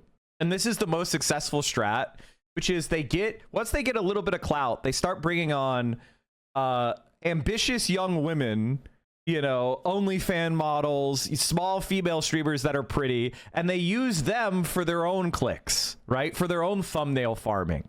For their own, you know, that's what they do. They do this misogynistic game of like complaining about women with boobs, but then they bring on the OnlyFans models onto their streams. And what I love about Peach is she's kind of exposing the game by not doing what these women are being paid to do when they go on the stream, which is like fawn over these guys and fake flirt with them and like pretend like they're cool and shit. Like that's the game that so many streamers are engaged in. And I get it. Like the OnlyFans girls get a lot of horny masturbators that are going to pay them bills. Like I don't hate their game. I don't hate their game. Do it. Get paid, girl. I get it. I get it. But at the same time, like, it's about time we started talking about these male streamers. You know what I mean? Like, it's time we started going, like, these fucking losers. Like, it's the, you know what I mean? Like, paying women to pretend to like you is fucking loser behavior. Like, god damn, that's sad. It's like going into a strip club and thinking all the women are hitting on you or something. Oh, shit. Oh, sure. I'm good. So now, are you now the star of the show? Are you now the star of the show? Yes. Of yes, course I am. Absolutely. Of course you are. Yes. Yes. What? What?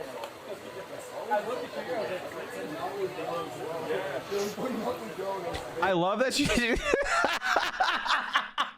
I love Peach so much. Maybe Peach likes Asmongold, and I don't want to speak for Peach. Maybe she likes him. I think her vibes are impeccable, so I would doubt it.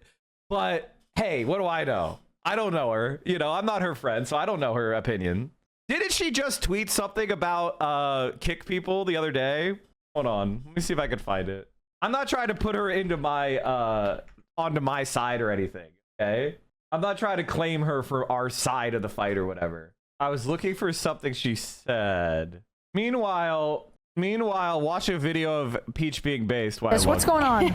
It's breaking down your milestones, and so you can hold a pufferfish. And they found 7 people that can help you. Oh, this is AI. This is AI, and there's 7 people that can help you. That's really dog shit. I hate AI. Okay. I'll see you later. So this is... Isn't she just the best? I think I only follow Peach Jars' alt. Peach Jars says base to Will Neff leaving OTK. Her boyfriend Seer is still in the org and also a close friend of Neff. Could he be the next one to drop? Can you guys not, like, oh man, we've got to figure out a way to get streamers to stop tweeting this account. Can someone start an account that just steals this guy's posts or like takes similar clips and just copies them so I could retweet those? We need to like cut this guy off from, because this is a stalker account. He is a stalker account, especially of Hassan. He's been banned hundreds of times. So like he's kind of shifted into this I'm doing TMZ thing, but he's actually a stalker freak. Dextronox used to be, I know. I miss Austinox. Austinox only steps in. He's like Gandalf, right? Like Austinox is not there to like lead the fight.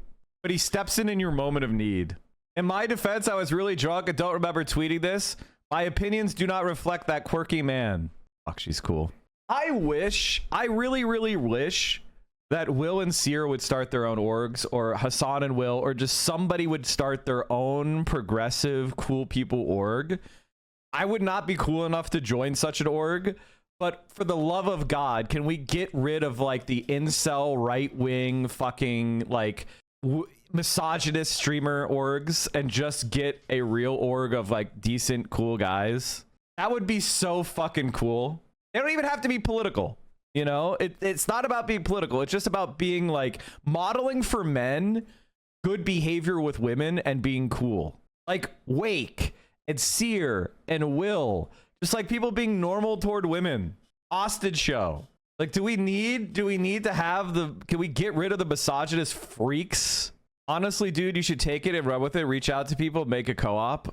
Bro, I'm way too controversial for anything like this. You have to understand that the reason why you know me is because I take hard stances and force people to react to those hard stances. That's not exactly something that people that are not harshly political can tolerate. Here's the reality about entertainment. You have to be a little soft so that people could conform themselves to you. If you're too hard, then they will be forced to confront the bad shit they do. And if you're trying to make money as an entertainer, that makes it harder. Did I cover the ICE DHS op in Minneapolis? A little bit yesterday. I watched a video, but I didn't really like hardcore cover it. Okay. Former Treasury official. Okay. Recognizing the Oh, I wanted to watch this story. Israel is paying influencers to spread its propaganda. When Benjamin Netanyahu came to DC to meet with... Who do you guys think is getting paid? Israel might be controlling your favorite influencer. Here's how you spot them. When Benjamin Netanyahu came to DC to meet with Trump, most of the attention was focused on their plans for Gaza. What completely flew under the radar is that Benjamin Netanyahu had another meeting where he met with a group of conservative influencers. The group included podcasters Tim Pool, Dave Rubin, and Sean Spicer, and writers Bethany Mandel, David Harris Jr., Jessica Krause, Seth Mandel, and Molly Hemingway. Some of the people on this list have several millions of followers, and they were meeting not just with Israel's head of state, but also his diplomatic advisor and the Israeli ambassador to the United States. There are no videos or direct quotes from the meeting because it was conducted under Chatham House rules, which is basically a rule set for meetings in elite circles where the people attending, especially journalists, meet on the basis that nothing said in the meeting can be directly attributed to any individual, and then you can only say what was generally talked about. Some of the topics covered include Iran and anti-Zionist sentiment online.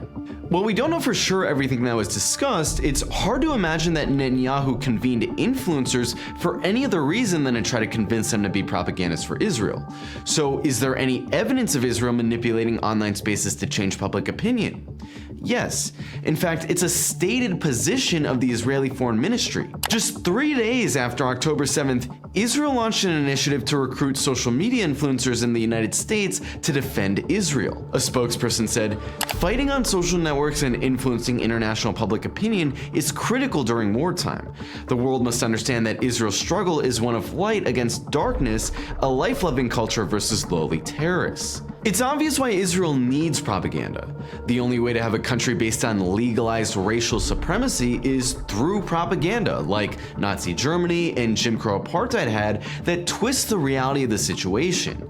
And Israel actually has its own word for propaganda, which is Hasbara, which translates to explain in Hebrew. In the weeks following October 7th, Israel already had a lot to explain.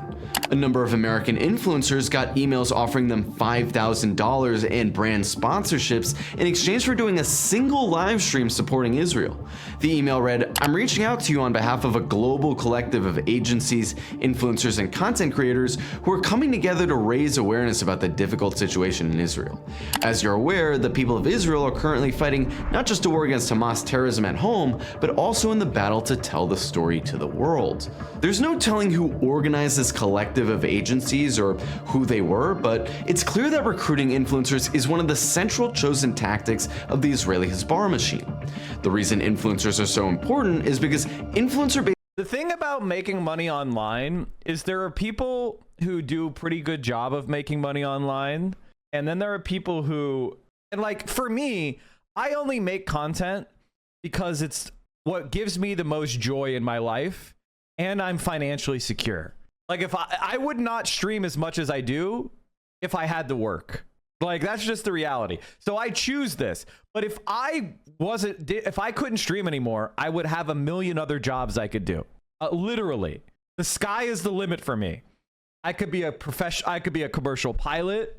I could, go back into law. I could go work in politics.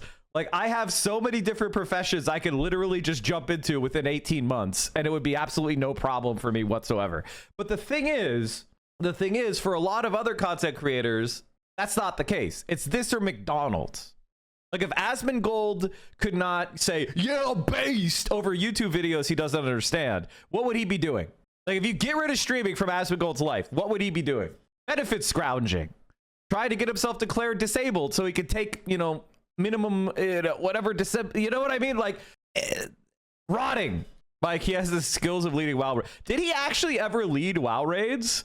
Did he ever actually lead WoW raids? Like, I thought he was just like the transmog guy, the like, let me show you my mount guy. No, he was carried. Yeah, of course.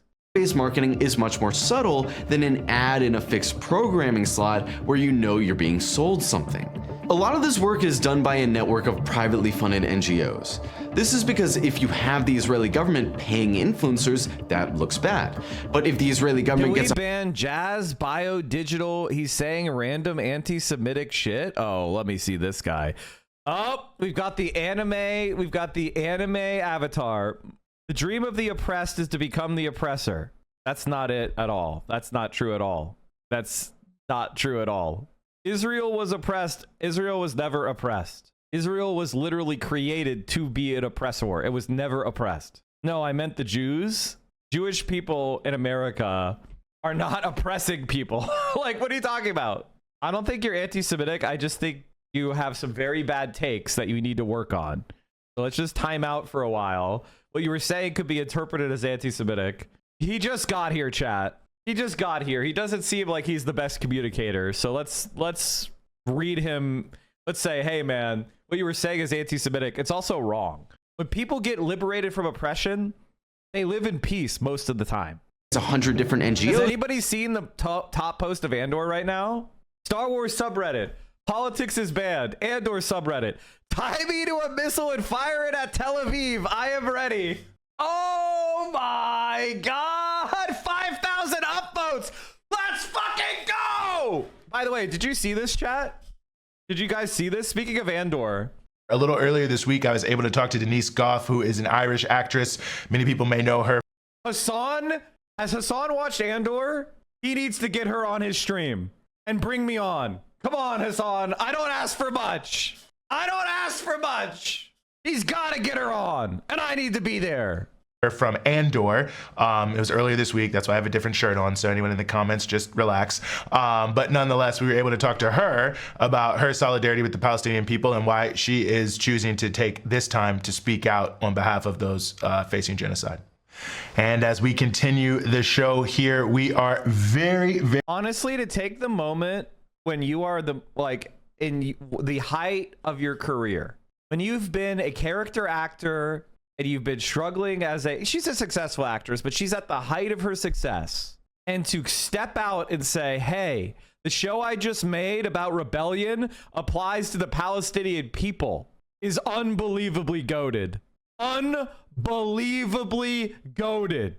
She is the fucking queen of all queens. She's also Yennefer in The Witcher 3. I don't have parasocial crushes much, but Denise. Very honored to be joined by the Irish actress. Many of us know her from Andor, Denise Goff. Denise, thank you so much for being with us. Thank you so much for having me. Well, it's great to have you here. And, I'll start with maybe what seems like a pretty obvious question, but why speak out about the genocide in Gaza now? Why is it important for you to use the platform that you have? Well, I've been, since October 7th, I only joined Instagram. It's the wrong actress. She's not Yennefer. People are saying she's Yennefer. People saying she's not Yennefer. little before then, and I'd always had a real issue with Instagram. I find it really difficult, and so I was trying to use it for like promoting work that maybe wouldn't get seen or whatever, and I have to combine it with a bit of self-promotion for my job. But then after October 7th, which was awful, I just went deep into like an education, more of an education than what I'd had before. And it became pretty clear. I was vocal pretty quickly about using the word genocide too, and it was really scary to use it when we were not allowed to. It feels like now there is a bit of the tide is turning a bit, and people are less afraid to speak up, and I think that's down to the kind of groundswell of people deciding. Look at how much pressure people are under this Zionist boot to lie about kids being killed. These fucking Zionist scum, man. Like legitimately disgusting.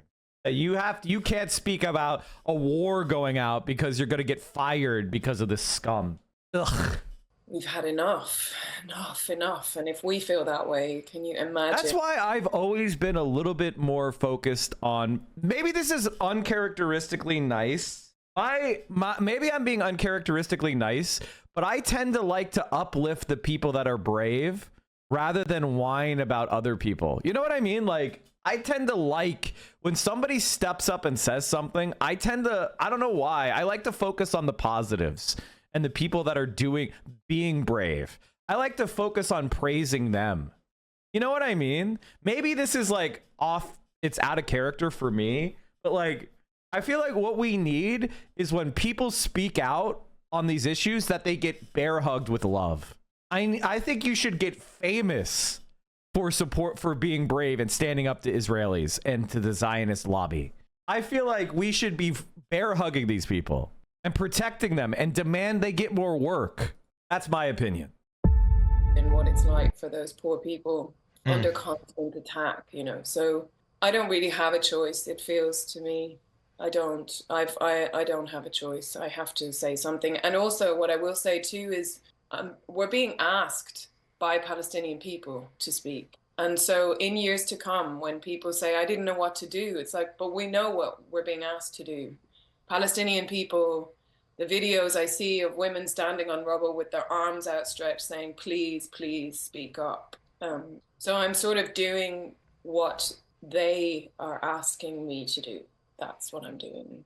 Because it's not easy. I will also say that I'm nervous. I'm channeling that boy, Logan Rosas, who used his graduation at NYU to speak up. I mean, God love him. How amazing that he did that. But yeah, it's nerve-wracking. It's nerve-wracking, but it's not I saw that, Adam. It's not even a touch of what is going on for them. Like. No, I think it's a good point, and I want to pick up on something you mentioned about how you went into a period of education and learning and trying to find things out. And I was wondering if you could tell us maybe a little bit more about that journey, about learning about Palestine, how it changed your life, all the things that you were able to pick up on once you started looking deeper. Yeah, so it is really fucked up that you have to be ready to lose everything to say what has been happening to the Palestinians is inhumane. How do you think genocides happen? I think the understudied element of genocide is how institutions of international law, the media, cultures are warped to make those calling out the genocide criminal. It's not apathy. It's active repression of those who protest. And it's usually international. And that is the reality. That's why this genocide has been able to go on so long and be supported with American money while Americans oppose it.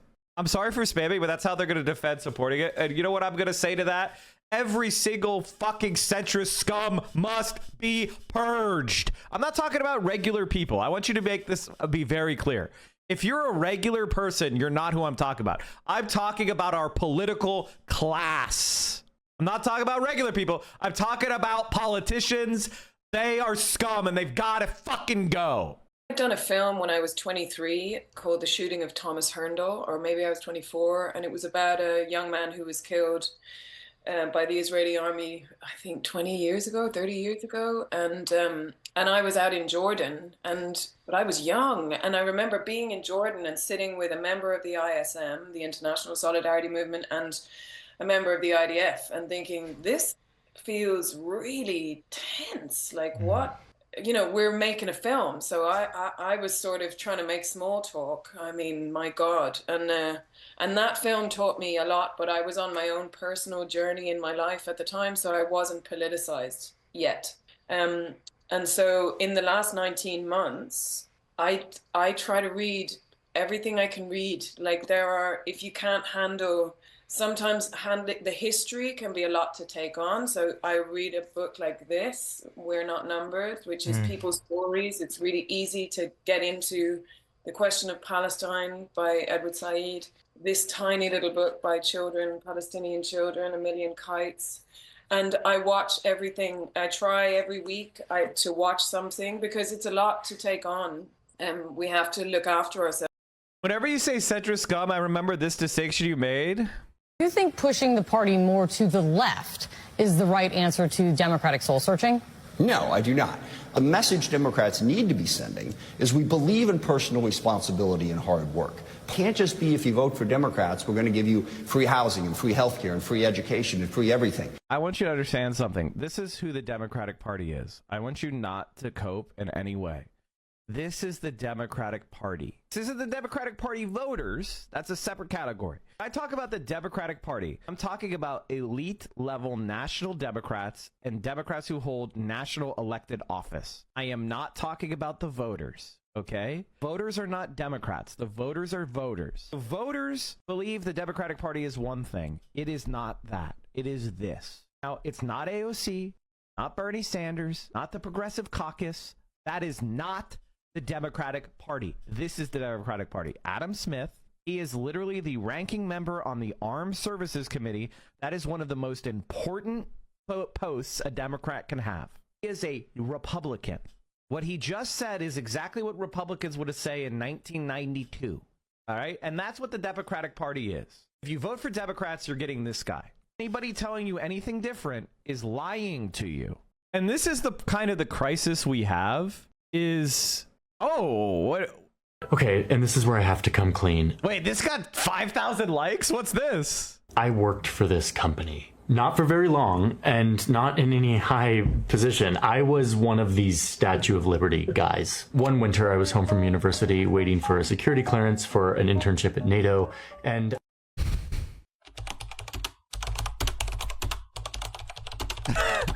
Good. I don't know why this got so many likes. This is great.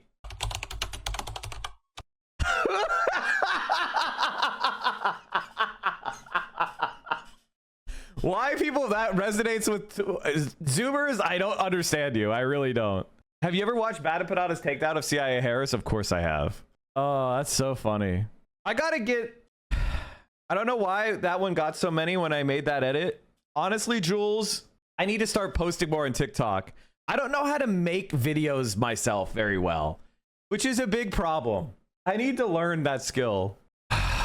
To do the same thing, it gives the illusion that it's not coordinated by a state. Take Yalla Israel, for example, a non-profit organization dedicated to flying VIP influencers, meaning people with 3 million or more online followers, out to Israel on an all-expenses-paid vacation where they go swimming and dancing and shopping and out to restaurants. Many of the people that go on this trip don't know anything about Israel and have never posted about it. They're being taken under the guise of discovering Israel, which might sound innocuous, but the way the trips work is that you're being showered with these gifts and fancy dinners and beach trips without any mention of how the Palestinians are treated, and then the organizers tell you about how there are these people out there called Palestinians who hate Jews and want to destroy Israel and all the wonderful things you're experiencing on this trip so far.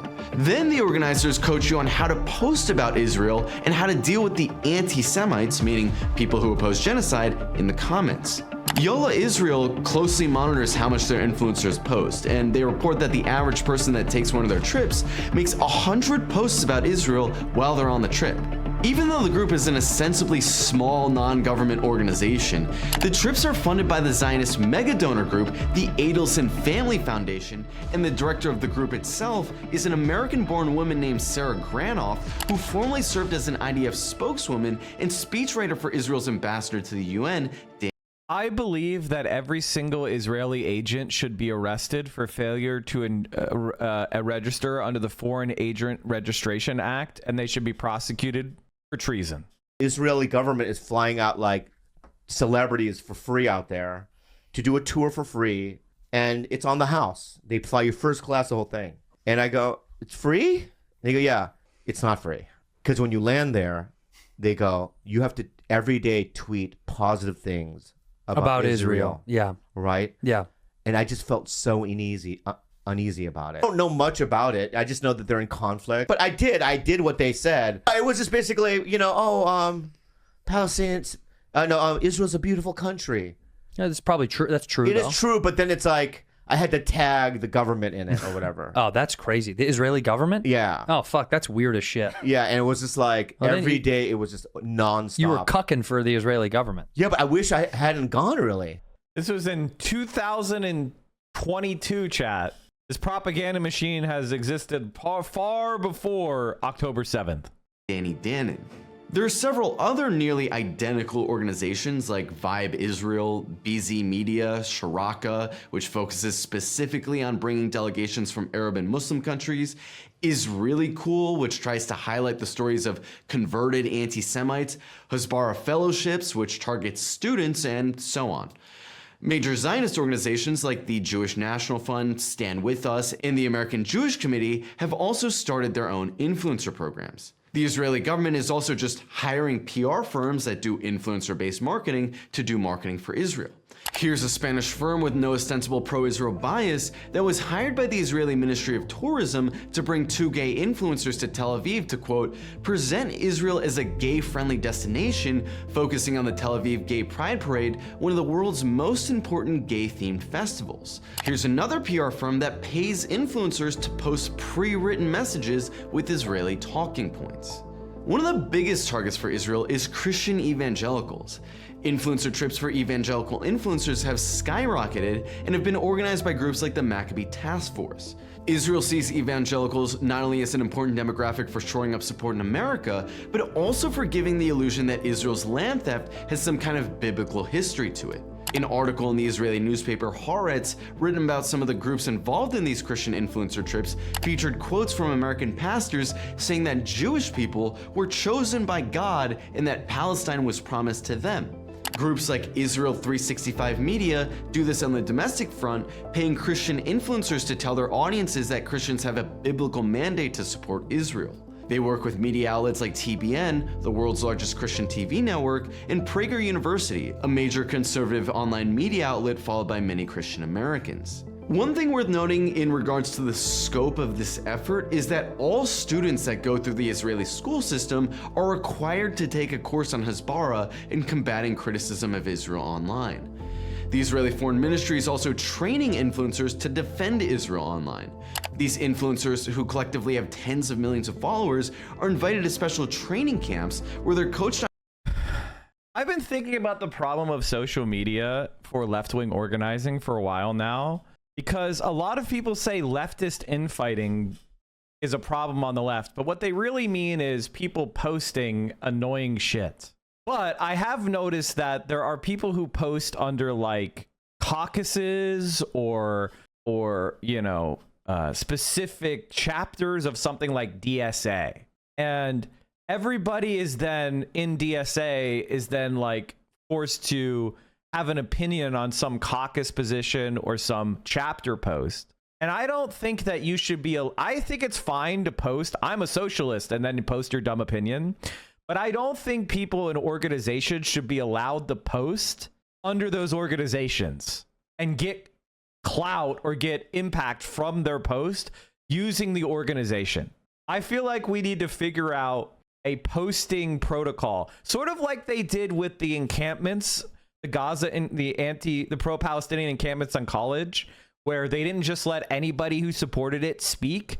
If you wanted to be part of the encampment, you had to say that, hey, I'm not the spokesperson. You need to talk to the spokesperson. I think we need to start figuring out message discipline like that for these organizations. I understand we're going to have influencers and we're going to have people that speak out and are more influential than others. But I think that the infighting and the caucus kind of like backbiting and the overall like splitter mentality is kind of stupid and needs to be dealt with. And when like DSA makes a post or a chapter makes a post, it needs to go through a communication vetting process. I don't think internal debates should be aired on social media. So democratic centralism, I support democratic centralism personally. I think that there has to be a sequence in the revolution, which is we have to actually break capitalist power before we allow decentralization to the degree that anarchists advocate for. I don't think they're necessarily wrong when we're in the post-capitalist period. I think it would be desirable. Now, you know, there's so much liberalism and so much individuality and so little collectivity. That is the problem with social media. It's not that social media in it can't be used for that. It's just that I think organizationally it's damaging. I personally, I think we need to figure out some sort of policy, because I read shit and I'm like, that's dumb. And it makes me mad because they're representing DSA. And sometimes it's like, I can't believe Zohran condemned the Molotov cocktails being thrown on elderly people in Colorado. And it's like, what do you think he's going to be in favor of? Random violence against civilians? Like, even fucking Stalin wouldn't have been in favor of that. Like, what are you talking about? There's nobody would have been like, yes, just throw Molotov cocktails into crowds. This is silly. This is silly behavior to say that he's doing anything. It's fucking baby tier brain shit. You're not doing anything. Like, it's even crazy because even the most insurrectionalist, nihilist anarchist would not say, yes, we should just do random violence to people on the street. They would be like, you would at least target the CEO, or you would at least target that. That would be the nihilistic, you know, insurrectionary anarchist position. This is like random violence. And I understand why it happened, because there's a genocide going on. So mentally unstable people are going to fucking lash out and they're going to do opportunistic violence, but it's not like something that we should be supporting. That's insane. You know, it's like, God damn, dude. On how to rebut pro-Palestine talking points and get a direct line of contact to the Israeli government on a constant and emergency basis. But the most egregious part of Israel's online strategy is its use of fake bot accounts that spam pro-Israel comments and posts online. An investigation by the Al Jazeera Media Institute revealed hundreds of accounts created shortly after October 7th with around 50 to 100 followers pretending to be Arabs and constantly posting comments criticizing the Palestinians, regional resistance groups, and Iran. These accounts would mainly target pages that were popular in the Arab and Muslim world like Al Jazeera and TRT. Their comments would mainly blame the Palestinians for the destruction they're facing and portray them as beggars who were ungrateful for the aid they were getting from other Arab countries. These accounts would also start dialogues with each other, where one fake account would post a comment and another fake account would respond, which indicates that they aren't individual accounts, but that they're part of an organized effort. No one took responsibility for this, but Israel has admitted to using bot farms in the past. During Israel's massacre against Gaza in 2021, the Israeli army used bots to promote a hashtag, Gaza Regrets, to try to rally support for Israel's war. And while the military admitted it was using fake accounts and even apologized for it, the Israeli government continues to employ people to defend Israel online and pledge to target teenagers in its next online campaign. While this video doesn't cover the full extent of Israel's manipulation online, much of which we have to assume has yet to be uncovered, we hope that this helps you know what signs to look for. The Trump administration and the Israel lobby have launched a concerted effort outlined in the Heritage Foundation's Project Esther proposal to smear the Palestine movement as an inorganic movement that's being propped up by foreign actors. But it's actually Israel that's carrying out the real foreign influence campaign to try to run cover for its genocide. This year, Israel has increased its propaganda budget 20-fold to a whopping $150 million. that money's all going somewhere, meaning we're likely going to see more pro-Israel bot comments and more. This Fetterman rap diss track was commissioned by some of the Chapo boys. Okay, this will be a treat. This will be a treat. Overtly paid influencer messaging coming from the pro-Israel side. Israel's trying to confuse online audiences by flooding their timelines with paid propaganda, but that's unlikely to change much. Israel's genocide in Gaza has led to an unprecedented decline in public opinion towards the country, and some polls show that it's now the most hated country in the world. I would say that this information is something that you should all take in and you should be piped. I think one of the things that happens with a lot of people is you see the powers that be being disgusting rats, and you start to get this like nihilism and this like, and you get this misanthropic outlook on life, and you shouldn't do that. Regular people are actually a lot smarter than you think. Regular people are a lot more normal than you think. Regular people agree with you on a lot more than you think. Israel is despised by regular people. The only reason why it's getting the support it's getting is because of corruption. And you should not be pessimistic. You should be optimistic, because part of the reason why they're doing a genocide is because their position is weaker than ever. So they're scrambling while they still have control of the U.S. government to do as much damage as they can. The genocide is a sign of their weakness. Hated country in the world. Spamming people with canned talking points and sponsored content isn't gonna change that. All right, let's finish the did we finish her talking about? Oh, we did not. Okay, here we go. Let's finish her talking about Gaza, because she's so cool. She's so fucking cool. We're kind of ADHDing between different videos. Sorry. One of the things about streaming, and I don't know if it's wrong or if it's something that's a strength of mine, is just kind of letting the conversation flow where it goes without trying to be too rigid. I've been experimenting with more like just being more ADHD. Have you shown chat hot girls for Zohran? Okay, I'll put that in the queue. I have never felt more on the side of the Palestinian cause than after watching this. I understand resistance in a way I never had before. I am aware the writers drew from many oppressions and genocides, but we are experiencing a genocide in real time right before our eyes, funded by US taxpayers and carried out by the current Israeli government. This has 5,000 upvotes on the Andor. I think it's safe to say that Andor is the best show that the mainstream has put out in a very long time. It's not that it's the most, I mean, I like it artistically. I enjoy the show from an entertainment point of view. I respect the show from dialogue and everything. I like the show, period.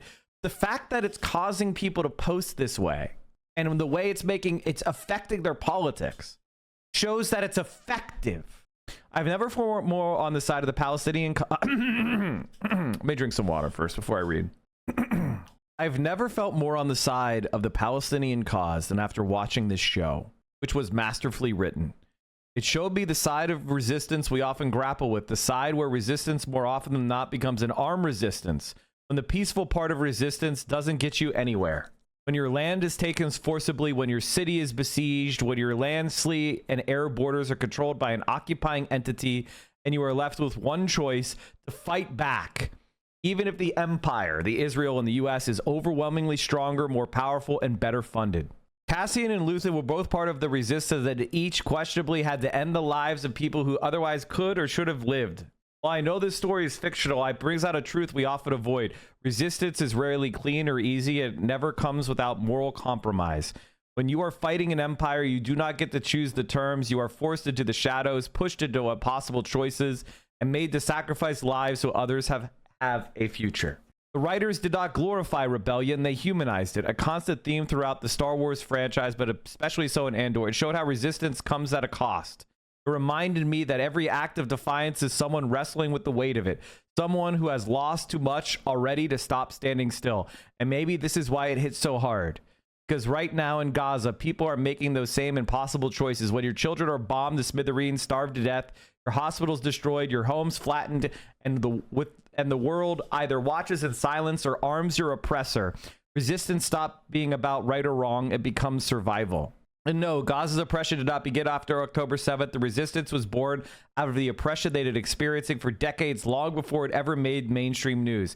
Andor is not a story. It's a reflection of history, of now, of what it means to live under occupation and still choose to fight back, even when you are outmatched in every way. And for me, the show did not just entertain, it awakened. It reminded me that in every generation, there are those who will resist, not because they want to, but because they have to.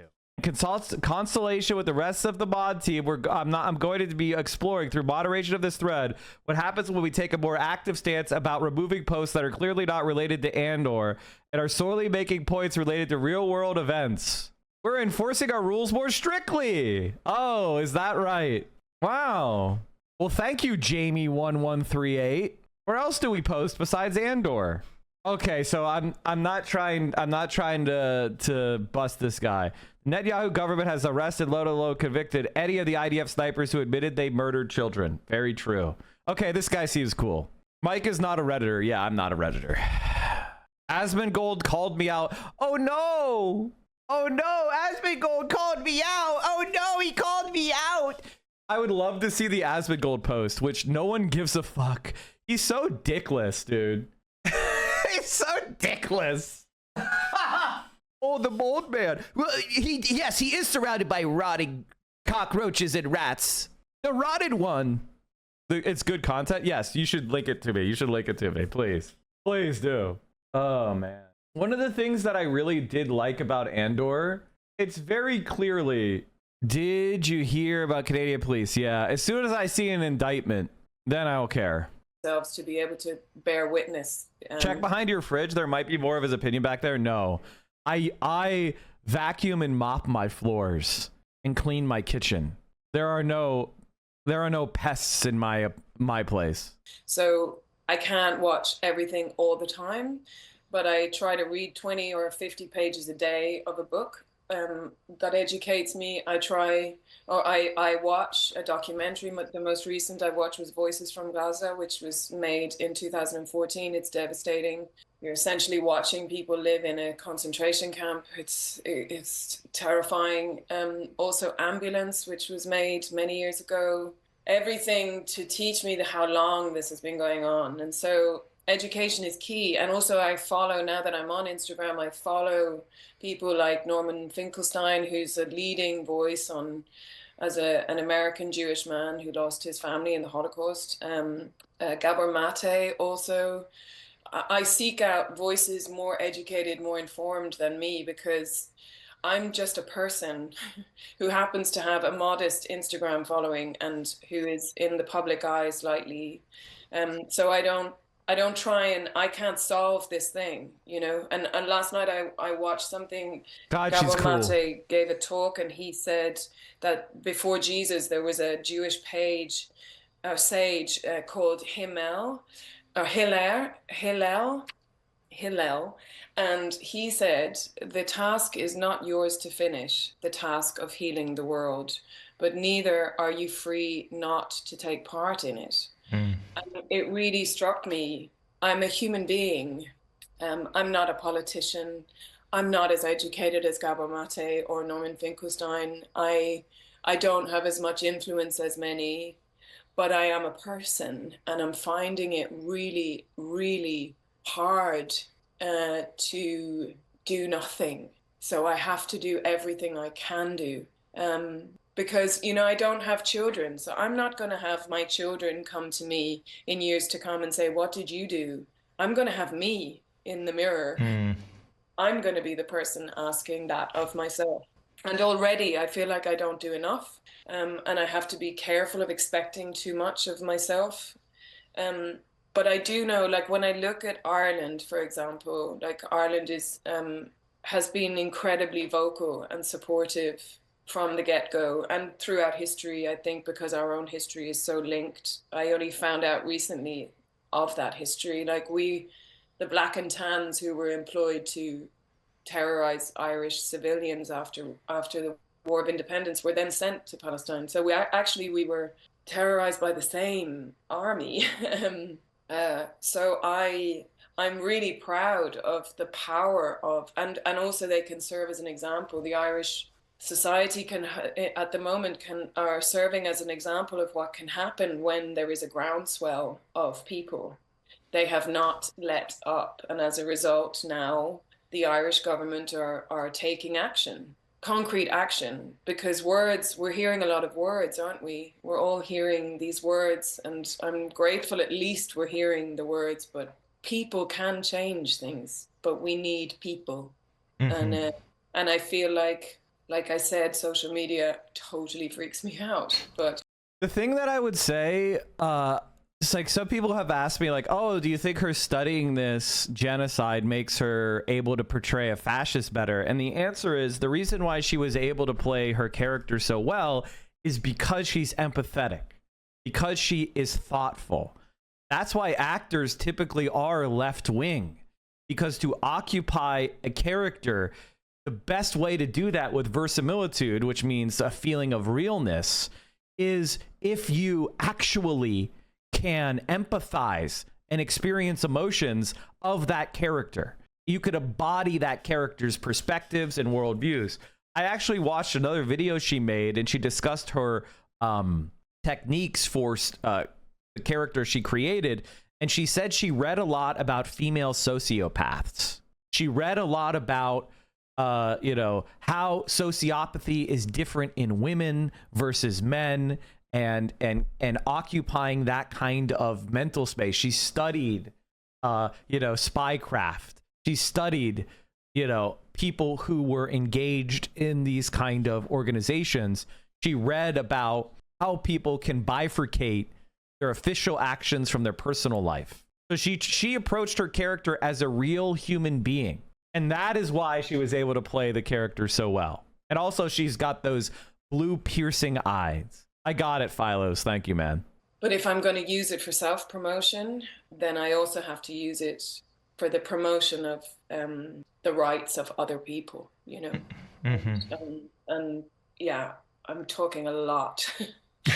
No, listen, it's totally fine, and I also want to say I really appreciate you holding up the book We Are Numbers, and of course I'd be remiss if I didn't recognize here Rifat Al-Arir, who is a part of the We Are Numbers project. We Are Not Numbers project. Who was assassinated. And it's an important book, and I also just want to shout out those folks because they've played a huge role also in building solidarity between Black people here in the United States facing racist police terrorism, the George Floyd uprising, which we just passed 5 years of. They've raised that issue in Palestine so much, so many of those young writers and artists and others. That's also something to that when the Black Lives Matter movement took real came up again a few years ago after George Floyd, we were asked by people of color, as white people, we were asked to educate ourselves, to stop asking people of color to tell us what to do. We had to do it. And I believe a lot of us did do that. We read the books. There's always more to be done, of course. But what has been difficult, I think, with this situation is that my fear is that people don't do the same for Palestinians. We have the books available. We have the documentaries. We have the evidence of what is going on. This is the question I think that people are asking themselves so significantly, because it's everyone wants to act, everyone wants to do more, everyone wants to feel like they're making a difference in the face of something that it's impossible to describe. So then sometimes you feel people aren't moving, and the question is how do we get people moving? And I think that's an important question for us to ask, because as you said, if we don't have the people, we can't make the change. Yeah, and also we do have to be compassionate to people. It's easier when you've started vocalizing and you've started doing that thing, it can be easy to turn to other people and go, you should be doing this and you should be, but actually everyone is where they're at. Ta-Nehisi Coates talks about the levels of deception, and I feel like we're all at different levels of what information we have been given, what we've been able to seek out, what we're able to handle at any given time. I get messages from people saying, I've got 3 kids and I work a full-time job and I just don't think I can take that level of intensity. And I want to say to them, I get it. I understand. I don't want to say to anyone, you should have been here sooner. Just show up when you can, but please make it soon. And I feel better speaking about it. I feel better being part of the people that are talking about it. There is a safety in that. There is a safety and there is a compassion in that. I don't know if that makes sense, but it's like, I just want people to be kind to each other while we step up. No, I think it makes perfect sense, and it brings me to, one of the things I wanted to ask you about as we start to close out here, and that is maybe a message for fellow artists, because, we're seeing, obviously people like Kehlani under significant attack, Kneecap, also Irish, in a similar situation. We're seeing all sorts of people who are in the cultural realm, cultural workers, a lot of pushback. But at the same time, we're seeing maybe more figures from arts and entertainment speaking out than we have in the past. So, as someone who's in a similar space, in a similar world, I wonder just how you speak to those folks, those who are artists as well, wondering about how to use or if they should use their platform. There's a huge fear, and I share that fear. I'm sitting here with you, and my heart is racing. I'm really anxious, but what we're living through is a very specific thing, and I have to believe that regardless, I have to believe that I will find the people that I'm meant to be working with. It's like the difference between the gang and the tribe, Maybe the gang are going to shut me out, and maybe the gang are going to cause problems for people, but the tribe won't. The tribe will find me. I will find my people through this. By speaking up for what I believe in, I'll find the people that I'm meant to be with. And I've been broke and all of those things before. I don't want to be that again, but if that is the price I have to pay. She's so fucking cool. We have got to get her on Hassan's stream or my stream. I don't want to be on more media. Why does everyone on Instagram? I'm not a person who will ever post Instagram shit. Like, why? For standing on the right side of history, then I'm gonna have to pay that price if that's what comes. So it's okay to be afraid, is what I'm saying. I guess we're all afraid, but we can all help each other with that. We can help each other with that. That's so important. I don't know if that's like helped people to come forward or not. I just know that it's better to be on the right side of history.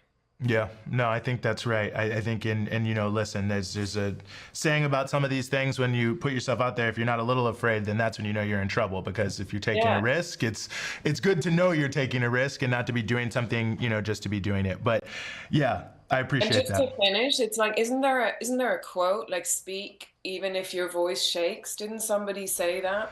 It sounds right. If I don't know who it is, but whoever it was, they were very sound of mind when they said that, because I think that's the most important things. And I think this has been important. And I really appreciate that we have found you, that you were willing to find us here and Breakthrough News. And Denise, we really, really appreciate you joining us here on the show.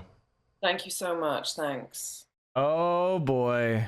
You Americans possess atomic bombs and have the massive destruction of the world at your disposal. What business is it of yours whether the Iranian nation should or shouldn't have uranium enrichment, or whatever it should or shouldn't have a nuclear industry? Listen, the United States has created an environment with its reckless imperialism where the logic of nuclear proliferation is confirmed. Smart countries just are building a nuke already. If you ever anticipate you might be confronting the United States, you should build a nuke. If I were Brazil, I'd be making a nuke. I'm like, to be honest, this is the funniest thing I've ever seen, by the way. Karine Jean-Pierre is leaving the Democrat Party.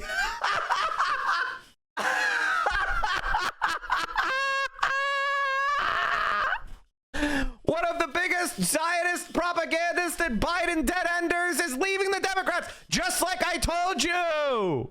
The Americans need to save the country by freeing ourselves of boxes. You know what? She's right. She's right. I agree with her. Everyone should leave the Democratic Party. She's right. I actually do think the Democratic Party is near collapse. The problem is that AOC and Bernie Sanders are so furiously trying to build it back up. As loath as am I to say that the people criticizing AOC are right, they're right. Like, if AOC and Bernie Sanders and a bunch of progressives just said, fuck the Democratic Party, and they were willing to risk their pathetic careers on building something new, the Democratic Party would be finished. Careful, her article referenced the Biden dropout as due to betrayal by Dems. It was. She's right. But it was justified betrayal. All right, let's watch this making fun of Fetterman rap.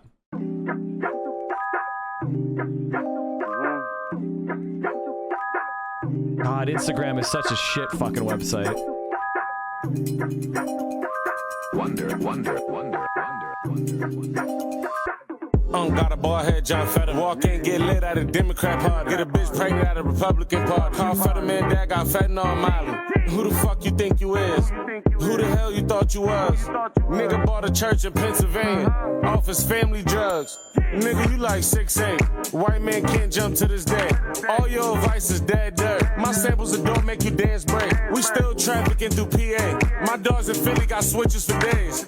I feel like Neff Ketterman. I feel like Neff Fetty Whiteman. I feel like Neff Slitherman. My dope hit like Rob Van Dam. All Auntie said was God damn. Tell Fetterman he can suck my dick. I take that back. I don't want him to do that. I'ma turn Mexican and jump the border. I'ma buy an eighth, turn it to a quarter. Fetterman Neff for traffic your daughter. It's a ransom. Free food stamps. She my type. Only fans and food stamps.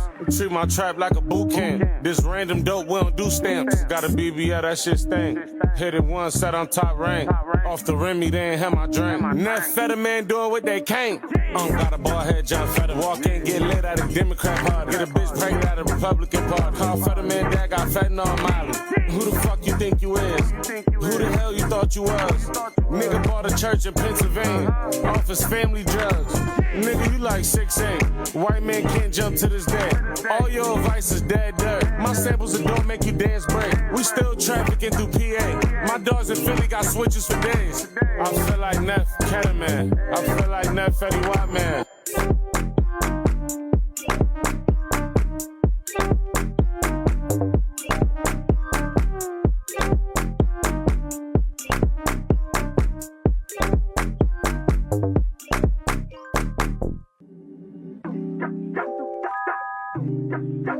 Pretty good, chat. The communist part burns out in the Cultural Revolution. How could it not? I mean, I know people like to do epic memes about, oh, I want to do a base struggle session of Jeff Bezos or something. The reality of the Cultural Revolution was monstrously traumatic for everyone involved. You can argue about the green shoots. I really do agree with One Dime's analysis about the Chinese Cultural Revolution basically being Mao using... It's like if Tumblr... If all the most annoying Tumblr rad libs were giving political power. Like, basically Mao used... He, like, turned over society to Tumblr rad libs and let them run wild so he could get rid of all his political enemies. Like, I legitimately think that's the right way to... like, that's the right way to think about it. And, like, the Shanghai Commune and like, there was good parts of it, sure, but it was, in every respect, a nightmare.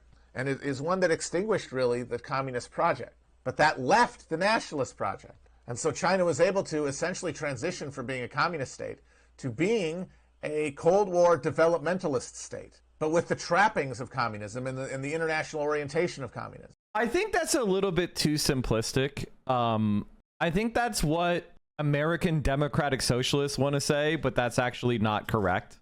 I think it's also a little bit chauvinistic of American white guys to think that communism is just the trappings. If China didn't want to, China had many opportunities to throw off communism. Like there is many opportunities for them to have gone the same way Russia went. All right, that's just not correct. I think that American leftists especially have this fear of revisionism in general because it comes from a Soviet propaganda effort to undermine alternatives to the Soviet model internationally. The Soviet Union was much more interventionist and ideological discussions in the 80s and the 70s than China is today. So I feel like there's just an overall lack of respect of the Chinese Communist Party, which is a little bit crazy because they are objectively the most successful communist party by far. And I think there should be a lot more humility toward China from white guys, in my opinion.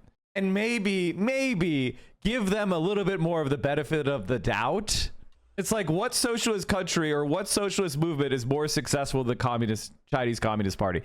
Like what? Like, tell me, what socialist movement is more successful? Sweden has billionaires. Like what? Okay, if it's not the Nordic social democracies, if it's not the USSR, which doesn't exist anymore, what is it? Cuba? Like, what are you talking about? There is no movement that is more successful. Come on. This is, I mean, and I do think that China over the past few years, Dengism has been vindicated a lot harder than I would have said 6 years ago. I think that the reality of their successes in climate change, the reality in their successes in their version of development, the fact that the Chinese have managed to continue to grow even while facing direct great power competition and containment efforts by the US. Like, the Chinese have fought off efforts by the US to crash their economy.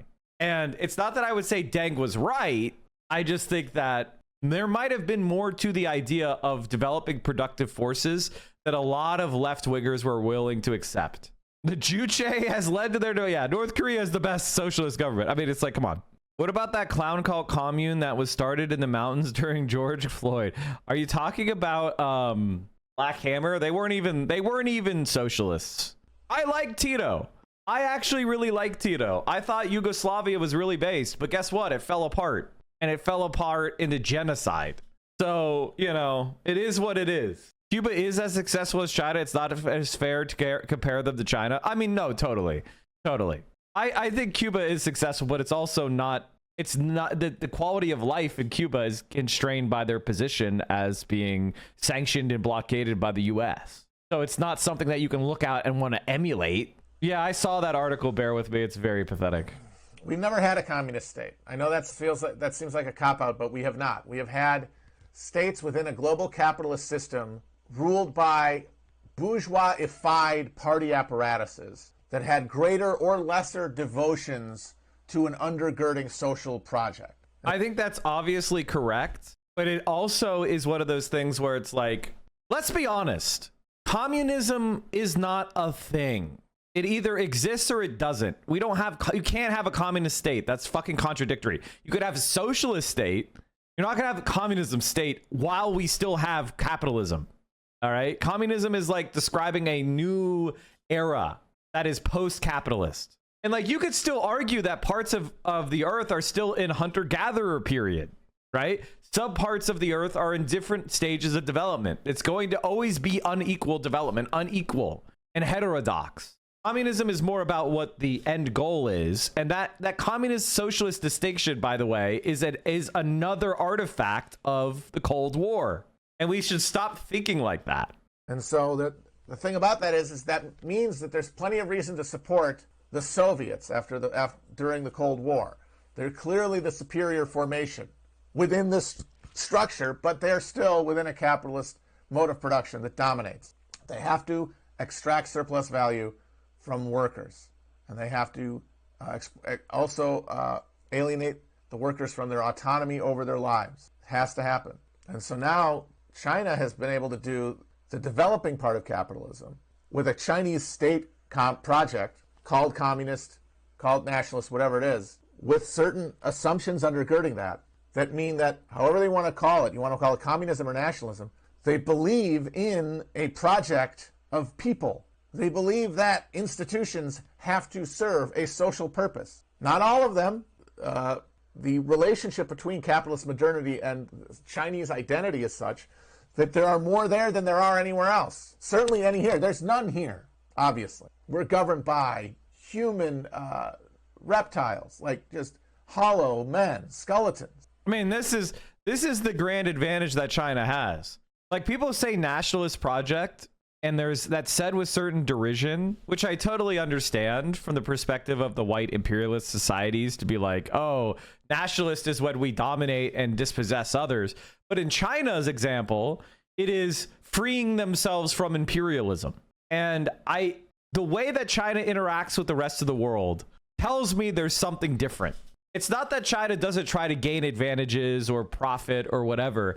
They're not setting up and building the systems of exploitation that the West does.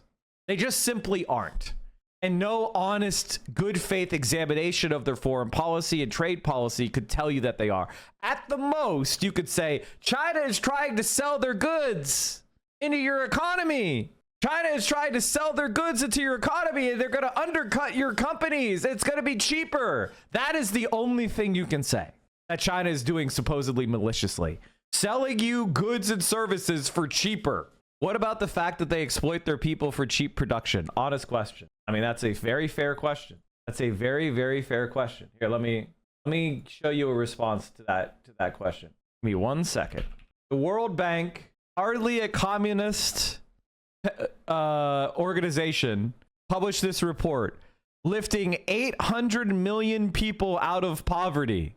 New report looks at lessons from China's experience. Over the past 40 years, the number of people in China with incomes below $1.90 per day, the international poverty line is defined by the World Bank to track extreme global poverty, has fallen by close to 800 million. With this, China has contributed close to 3/4 of the global reduction in the number of people living in extreme poverty. At China's current national poverty line, the number of poor fell by 770 million over the same period. China's battle against poverty has benefited the largest number of people in human history. China has achieved its goal of poverty reduction in the new era as scheduled at the end of 2020. We have accomplished the arduous task of eliminating extreme poverty and made significant contributions to global poverty reduction. Going forward, China will continue to sustain and expand the gains in poverty alleviation and comprehensively realize rural revitalization. China's poverty reduction story is a story of persistent growth through economic transformation. As China's economy adjusts to a new low-carbon growth model, its social policies would need to be adapted to support greater labor mobility, upgrade skill levels in line with shifts in labor demand, and offered improved social protection to ensure a just transition. So the question you have to ask yourself is the greatest human poverty reduction in history a worthy achievement to earn your respect? It's not to say that China has achieved my end state, and they say they haven't. But when 3/4 of the people that left poverty are in one country, maybe there are 8 billion people in the world, but 3/4 of the people who left poverty are in the 1.4 billion that live in China. That is reality. If that doesn't shake you up, I think you might not have an open mind. When will China transform its economy to socialism? That's what they're literally doing. I'm been very concerned lately about China and sort of we have transferred so much money from our economy over to China by buying all those things and supporting their economy over there so they could make more and more money. They are now all over Africa, buying things and investing over there and getting those countries dependent on them and supporting, non-democratic people. And I'm just like wondering, whom? Well, we are in a country that supports Saudi Arabia. Yes, that's true. Right. So suddenly we have a problem with, superpowers supporting non-democratic people. Yes, yes, I do, but I also am just concerned that we've sort of created the economic power that China sort of has now, and they're using it, I fear, going to be using it against us eventually and against the better interests of a lot of people. Allow me to put your mind to rest. Okay, great. You shouldn't worry about that. Okay. It's very simple. And let me explain why you shouldn't worry about that. But please continue. Well, they're in Africa. This is, by the way, chat, what happens when you ask someone to explain why China is bad. You can't say China is bad because of human rights. We support Israel and Saudi Arabia, and we've supported countless dictators and genociders. Suharto in Indonesia. We have supported, the Contras in Latin America. We supported dictatorships in Argentina and Brazil. We supported the overthrow of the Australian Prime Minister. We have supported the years of lead in Italy. We supported fascist rebellion in Greece. We supported the fascist dictatorship in Spain and Portugal. We supported a fascist government in South Korea. We supported a fascist government in South Vietnam. The United States of America has killed hundreds of billions of people. We have done genocides and coups in Africa. So let's not pretend it's human rights, okay? We have more people in prison than China does. And they have 5 times our population. We have slave labor all over the place in this country. So let's not pretend it's because you are so concerned with human rights or something. I don't see Chinese will never come and play around here. All right, hold on. Let's finish this video because it's good. So she says they're in Africa, implying that the Chinese are going to go into Africa and colonize Africa. They're going to colonize Africa. Don't pay attention to what the French are doing in West Africa. Don't pay attention to Franc-Afrique. You don't know what that fucking means, do you? Because you don't care about it. You don't care about crimes when white people do them. So you invent crimes that China's doing so you don't have to learn about the crimes you're doing. Shut the fuck up. You invent fake crimes so you can apologize for your real crimes. That's the thing that's disgusting to me. And the thing is, and this is the most important point, the United States of America does not profit from the crimes that we're doing abroad. Only the capitalist class, which is international in character, does. You and I are suffering. You and I are the people with polluted air and potholed streets and lead-painted classrooms and homeless encampments crowding our streets. You and I are the people who live in filth and misery and death. You're not making money from it. The capitalist class is making money from it. They're taking $1 trillion from us and spending it on weapons to kill kids. Doesn't that piss you fucking off? Doesn't it bother you that if you get sick, you might not be able to pay for care? Doesn't it bother you? What's wrong with you?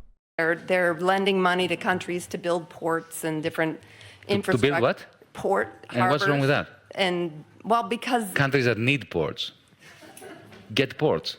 But they're making people dependent on... I mean, I know, it's the same thing that we've done, which is no, it's not. Around the world. They are far more humanistic than the United States ever was. Really? Okay. Absolutely. Great. So... Let me give you an example. Of course they are peddling for influence. Yeah. Yeah?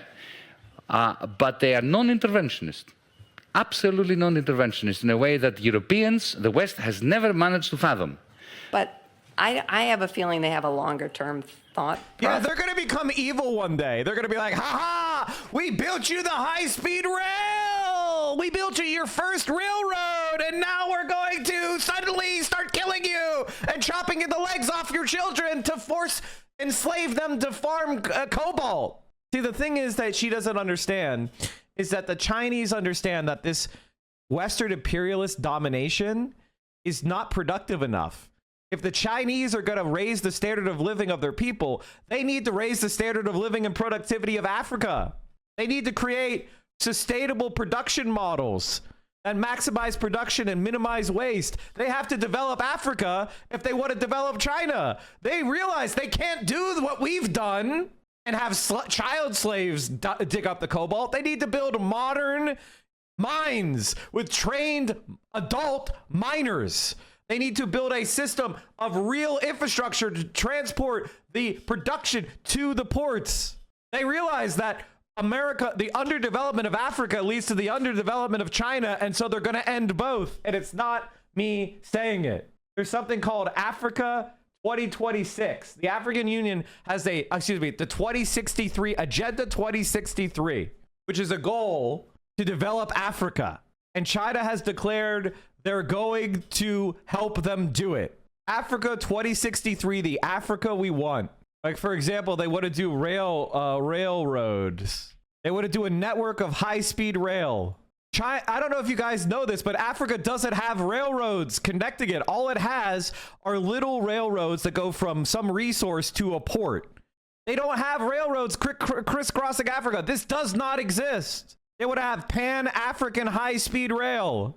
Le plus important, c'est de réajuster le point de vue, la manière d'aborder la coopération, les partenariats, ne plus nous considérer comme des sous-hommes, mais nous regarder comme de vrais partenaires avec qui on peut faire affaires positives, constructives, et non pas toujours comme de dominé à dominant. Hein, donc, mais Monsieur le Président, et ça, pardon. si c'est reconsidéré, je crois que ça peut changer les choses. Comment comprenez-vous que, apparemment, la Chine ou la Russie, qui ne sont pas des régimes démocratiques, eux, arrivent à progresser en Afrique? Mais parce qu'ils ne viennent pas avec cette approche-là. Ils ne viennent pas avec cette arrogance, cette façon de donner des leçons qui est frustrante, en fait. Vous voulez dire que les Chinois ou les Russes se comportent mieux que nous, occidentaux, actuellement, selon vous? Mais bien sûr. On ne comprend pas très bien les réalités africaines. Et c'est vraiment dommage, parce que moi, j'ai toujours dit que l'Europe, par exemple, c'est le meilleur partenaire de l'Afrique, par son histoire et aussi par sa position géographique. Nous sommes deux continents qui sont très proches. Mais c'est étonnant de voir comment nous sommes très loin par rapport aux cultures. Mais comment, pardon, Monsieur le Président, comment soutenir ça? On ne peut pas comprendre qu'on vienne nous donner des leçons, par exemple, sur les droits de l'homme. Look, I'm not saying the West is any better, but China gives large loads to corrupt officials regardless of the money mismanagement that harms the people. I'm not saying there isn't corruption problems in China. Of course there are. But one of the things that Xi has focused on is ending corruption. Let me give you an example of what I'm talking about. This is Shenzhen's metro. I want to see if I can show you guys Shenzhen's metro.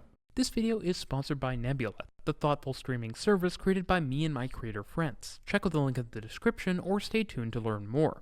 It's not every day that I do an explainer video on a truly enormous system. In fact, I'd say I've only done a handful of explainers on such cities and their metros, from Tokyo to Shanghai and Seoul.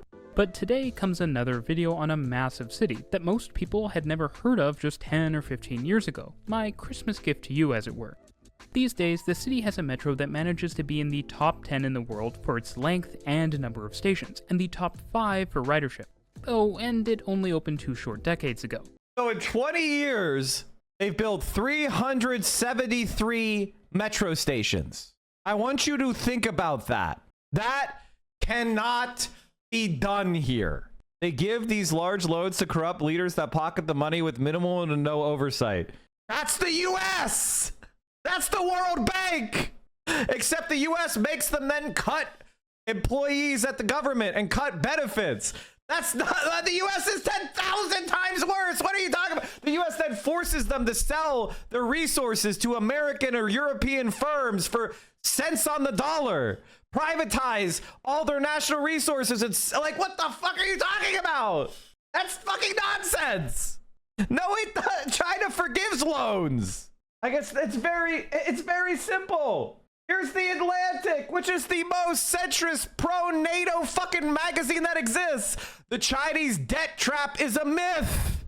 A myth. There's another word for that. It's a fucking lie. We're doing the Ukraine mineral deal. Right now, we're trying to steal rare earth metals and titanium from Ukraine, and we're holding them over the barrel while they're being invaded by Russia. What the fuck are you talking about? You're talking the United States of America, whatever you could invent China is to do, the US has done for decades. China, we are told, inveigles poorer countries into taking out loan after loan to build expensive infrastructure they can't afford, and that will yield few benefits, all with the end goal of Beijing eventually taking control of these assets from these struggling borrowers. As states around the world pile on debt to combat the coronavirus pandemic and bolster flagging economies, fears of such possible seizures have only amplified. It's just a fucking lie. That is more interventionist. All right. But anyway, let's judge what we see. Let's judge what. Okay. Wait, let's start at the beginning. The Chinese never asked Apple to go to Shenzhen and produce all the iPhones. It was Steve Jobs that decided that. Yeah? It was not China that went to Washington, D.C. and demanded that they buy a third of your national debt. If they hadn't bought it, you would be in serious trouble. Okay. Number 3, I did allude to this in my talk. If in 2008 China had not cranked up their credit bubble, you would be in a new Great Depression now. So China, the United States, and the European Union are absolutely synergistic, and they need one another in a way that if we fail to acknowledge and to nurture billions of people, including the majority of the people in this country, are going to suffer. I am not going to stand here and defend China and the Chinese Communist Party. I already made some negative remarks about the Chinese Communist Party in referring to, their attitudes as being compatible with those of Wolfgang Schäuble. My concern about China is the authoritarian manner in which the Chinese regime is treating the Chinese people. As a Democrat, I have a problem with this. Mind you, I have to tell you that, from my understanding of China, it's a very interesting social experiment, in the sense that at the local level, the regional level, you now have a boisterous democracy at the local and regional level, even with popular success stories in overthrowing local authorities, local bureaucrats who have been corrupt, who have been this, who have been that, who have been the other. When it comes to the influence of China outside its borders, I have to say, firstly, it's quite remarkable that they don't seem to have any military ambitions. Secondly, Africa. I'll give you an example, a specific example. Ethiopia. 2004, because I happened to be there, and I have some first-hand experience of it. They went into Ethiopia. I'll tell you why they went into Ethiopia, because they suspected there was oil. Because China is a major industrial power, but it lacks primary resources. Now, instead of going into Africa with troops, colonially, destroying the country, killing people like the West has done for the last 100 years, what they did was they went to Addis Ababa and they said to the government, we would like, we can see you have problems with your infrastructure, we would like to build some new airports, upgrade your railway system, create a telephone system, and rebuild your roads. And we'll do this all for free. No strings attached. We don't want anything from you. And they did. Why did they do it? Because this is soft power.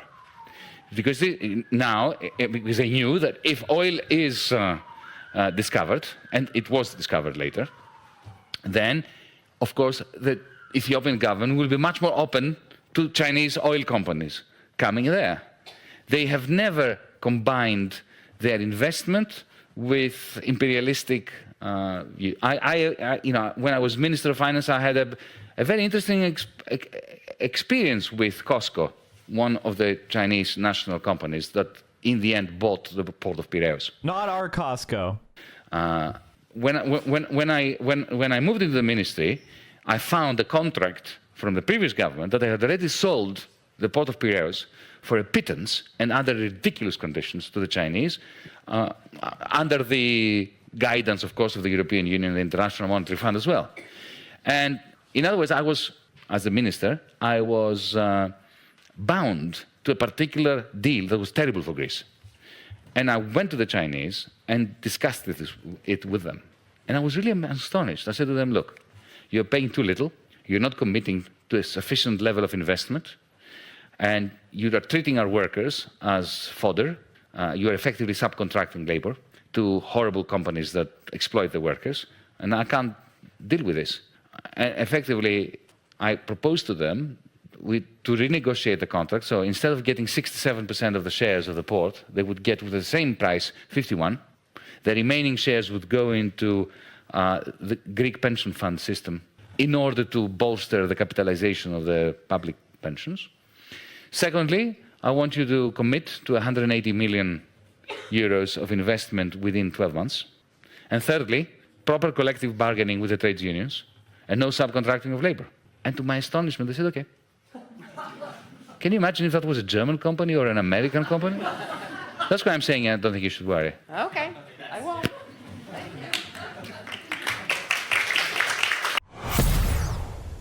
It's like one of those things where I don't want you to think of me as somebody who is saying that the Chinese are going to be, without any problems and they're never going to be a bad person in China. That's ridiculous. But the idea that, we need to support the US's evil fucking actions in order to because China bad when you don't even know what's going on or what's true is insane. God, and this country is so fucking dysfunctional. Payrolls showed a gain of 37,000. That was the lowest increase since March of 2023 and far below the estimates of a gain of 110,000. You had total private payrolls that were up by 37,000, goods down by 2,000, services up by 36,000. Non-farm payrolls, the estimate was up 125,000. And joining us right now to talk more about all of this is Neela Richardson. She is the chief economist at ADP. Neela, this is a little bit of a surprise on the headline. You want to walk us through what's happening here? Sure. So the lower number is really driven by shedding of jobs in the goods sector. We saw manufacturing, which actually had some surprise increases earlier this year, shed jobs in May. So that hiring momentum starts there, but it extends through several parts of the services sector, too. We saw losses in professional business services. We saw losses in healthcare jobs. So anyone who's looking at the Friday jobs print, remember that healthcare was a big, strong job creator last month. Trade, transportation, and warehousing also shedding jobs, also was up, trending up in the BLS report on Friday. But where I want to really clue in, Becky, is on small firms, because the smallest firms lost the most jobs in the May ADP report. I think that is something that we should all be paying particular attention to, because employment under 250, that's responsible for 70% of workers in the United States. So as goes small firms, as goes the labor market. Well, I mean, that's been the big question. A lot of the policy changes that have come from the administration are things that large firms have a better shot at navigating. They can kind of... U.S. is extremely dysfunctional, but it doesn't mean we should look at China through rose-colored glasses. If you talk to the people over there, they aren't happy. We aren't either. They aren't happy? Here's a study from the Harvard Kennedy Ash Center School of Democratic Governance. Understanding CCP resilience, surveying Chinese public opinion through time. Even in 2003, the central government received a strong level of satisfaction, with 86.1% expressing approval and 88.9% disapproving. The most striking feature in our survey's data since 2003 is the near universal increase in Chinese citizens' average satisfaction toward all four levels of government. This hierarchical satisfaction is particularly noteworthy because it is the opposite of what researchers observe in the United States and many other democracies, where local political leaders tend to be far more popular than state or federal leaders. Nevertheless, recent increases in public approval have begun to narrow this hierarchical satisfaction gap in China. So in other words, people are absolutely satisfied by the central government in China, 90+%. It's not to say that everything's perfect. So we talked about the 770 million lifted out of poverty. We talked about how the Harvard study shows that the Chinese people overwhelmingly support the government. What about pollution? Why is China's war against pollution extraordinarily successful? University of Chicago researcher. China's air pollution reductions account for more than 3/4 of the global decline in pollution since 2013. So 3/4 of poverty reduction, 3/4 of pollution reduction. I mean, at a certain point, what do you want me to say? Let's go back to the American economy showing incredible weakness with poor job growth.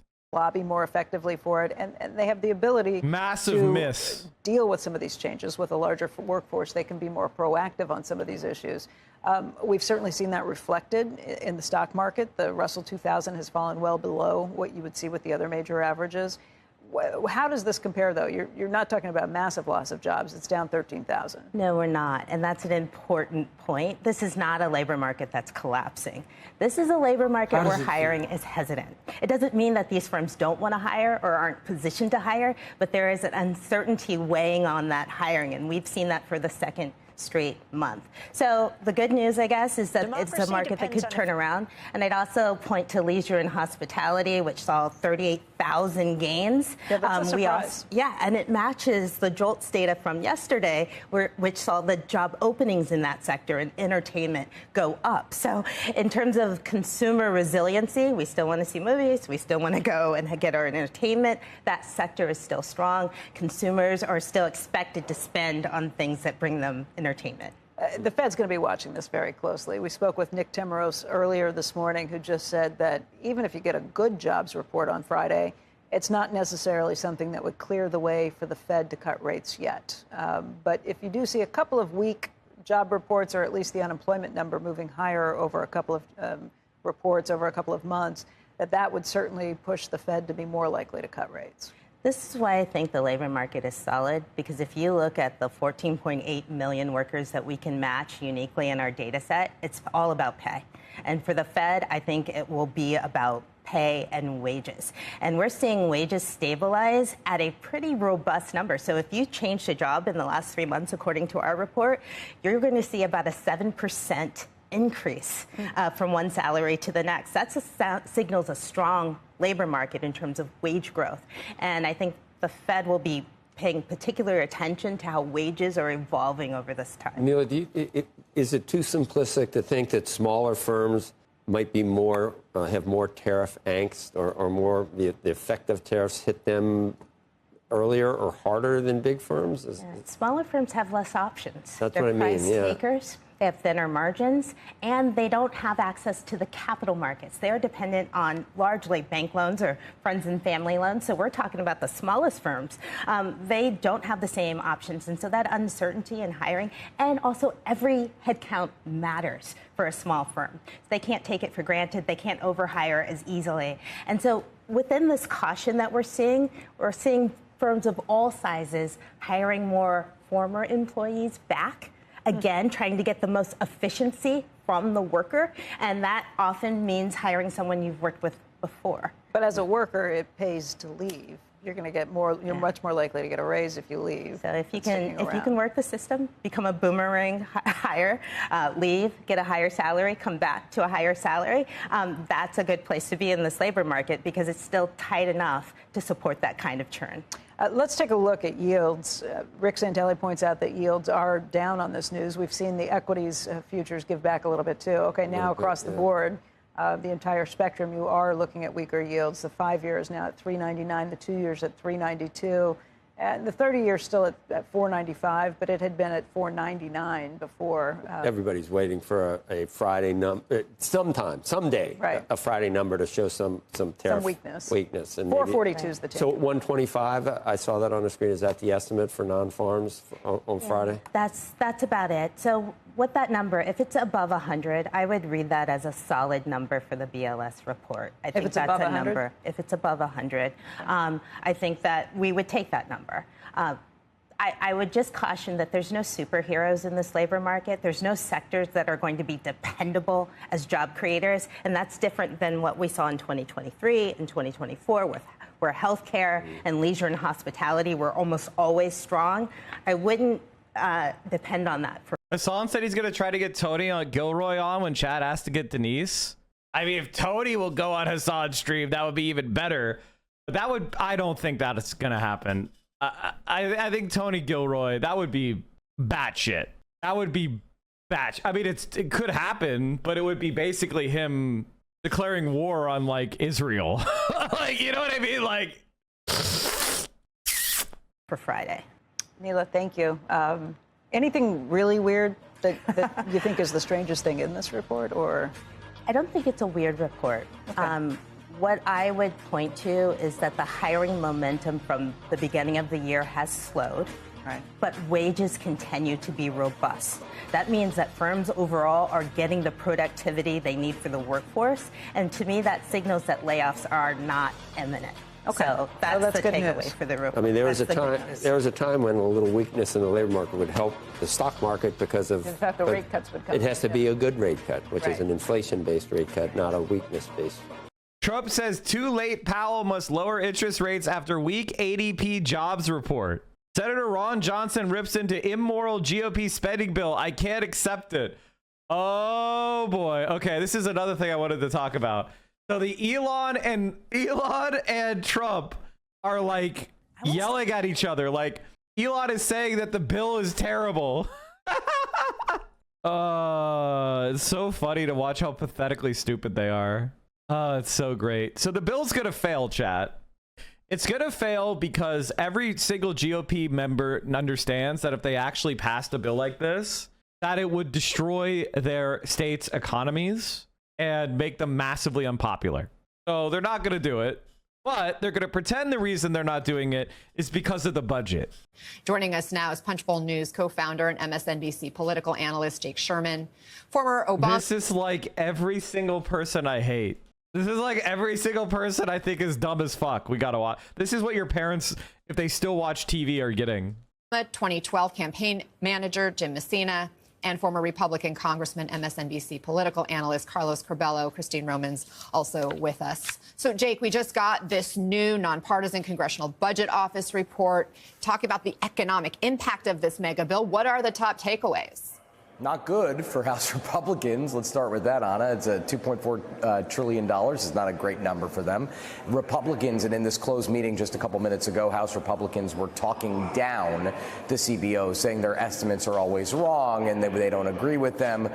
Whatever the case is, this is the number that is public. This is the number from the official nonpartisan budget keeper, scorekeeper of Capitol Hill, of Congress. Now, later today, most likely, and maybe not Centrist Coachella today, each name better than, where is it? Third Way, Blue Dog Pack, New Dems, and Abundance Institute.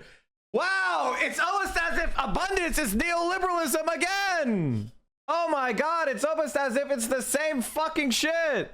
Wow, it's almost like it's the same fucking thing. This is something that makes me batshit crazy because no one's going to react to this post. And this is like one of the most important posts of all time. Like, this is the most important post for understanding our politics. And it just doesn't matter to regular people. Like, people see this and they don't know what it means. And for me to explain it, it's like, holy shit, man. All right, I gotta, hold on. Watch the GOP bill video. This is a better one. Official Morning Joe economic analyst, our good friend Steve Ratner over at the Southwest Wall. Steve, good morning. Good to see you. Let's continue this conversation about the so-called big, beautiful bill and its impact on the national debt. What are you looking at there? Well, look, it's a big bill. Whether it's beautiful or not, we can debate. But as you heard before, the challenge is that there are people who think it's too big. There are people who think there's other stuff that should be cut. And so it's a really tough situation for the president. But let's take a look at what the bill, as it was written in the House, would actually do. First of all, it's important to note that we're already, as I think everybody knows, starting with a really large deficit. Our deficit is almost $2 trillion right now. While it's projected to go down slightly, it would otherwise then keep climbing up to about between $2 and $2.5 trillion. That's if we do nothing. The big, beautiful bill you can look at two ways. As it is written, it would do this, so it would have the budget deficit still higher than we have. But there are a bunch of gimmicks in there in terms of making things expire that aren't really going to end up expiring. And so I think the real way to look at this big, beautiful bill is it would take the deficit out to $3 trillion in 2035. And that becomes a huge amount. And then you see what it does to the debt. So right now we're sitting here with $37 trillion of debt.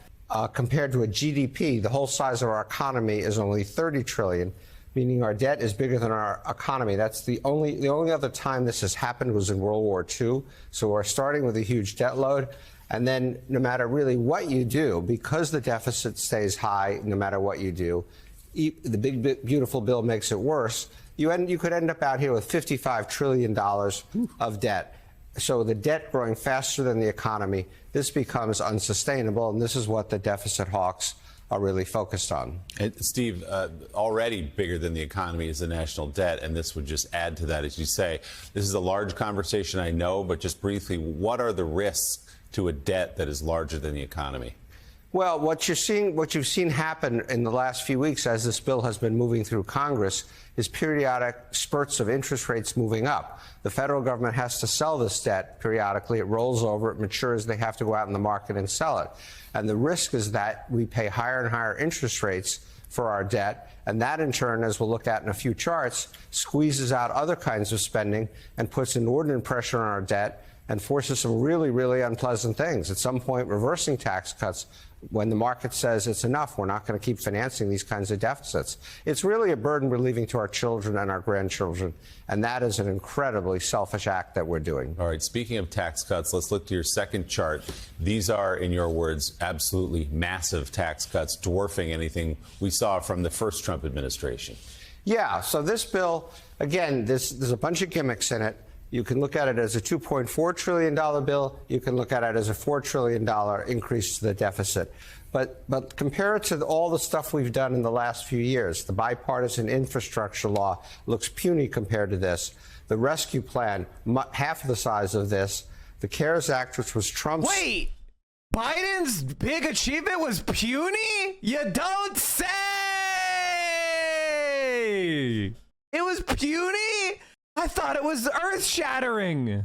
COVID rescue plan, $1.7 trillion. And here, Trump's signature tax bill from his first administration, the Tax Cut and Jobs Act, $1.5 trillion. So compared to his last tax cut, we're talking about something that is massively different. Why is it so big?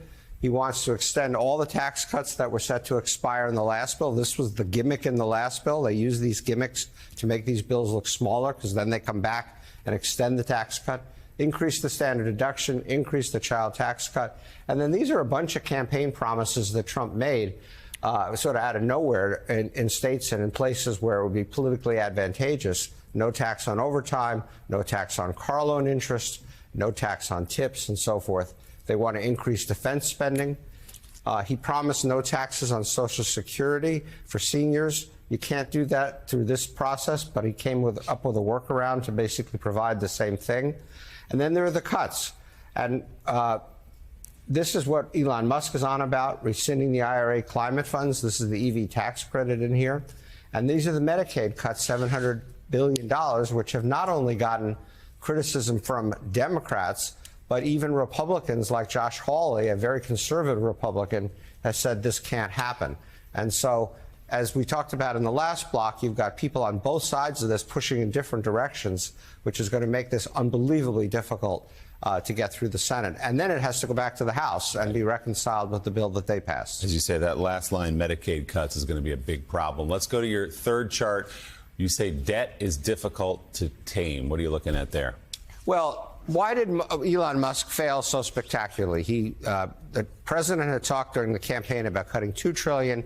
Elon talked about cutting $1 trillion. The final number is probably less than $150 billion, maybe $100 billion. And by the way, yes, people are dying because of that. That's been now well documented.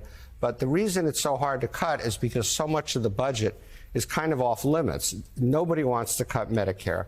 Nobody wants to cut Social Security. You can't cut interest, obviously. People want to increase defense. Veterans benefits, probably not. Food stamps, maybe a little bit, something there. And then, of course, you have the Medicaid piece down here. But everything else that's left out of a $7 trillion budget is only about $1 trillion.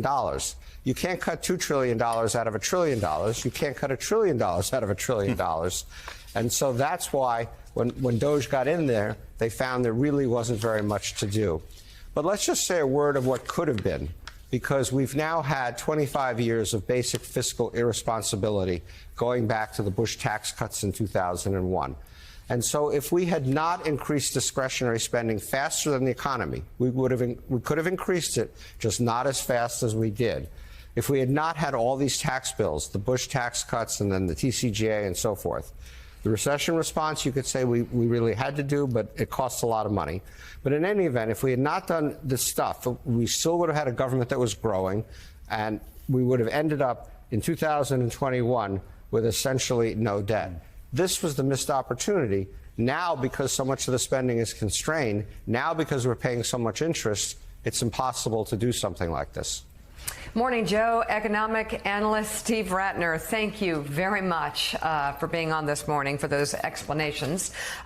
I was thinking more from a day-to-day worker POV. How is their life? Do they feel satisfied with their income, their living situation, or is it just the same thing as any other depressing first world country, was not attacking China as a whole or even attacking it at all? The answer is their lives are better. Now, the problem is in the rural regions, they've spent a lot of money on raising the standard of living there, but there's still uneven development in China. But the answer is no. Their things are getting better for them. Adam Jendelson, previously Senator John Fetterman's chief of staff, says people yelling at you a lot online is actually the sign you're doing something right. I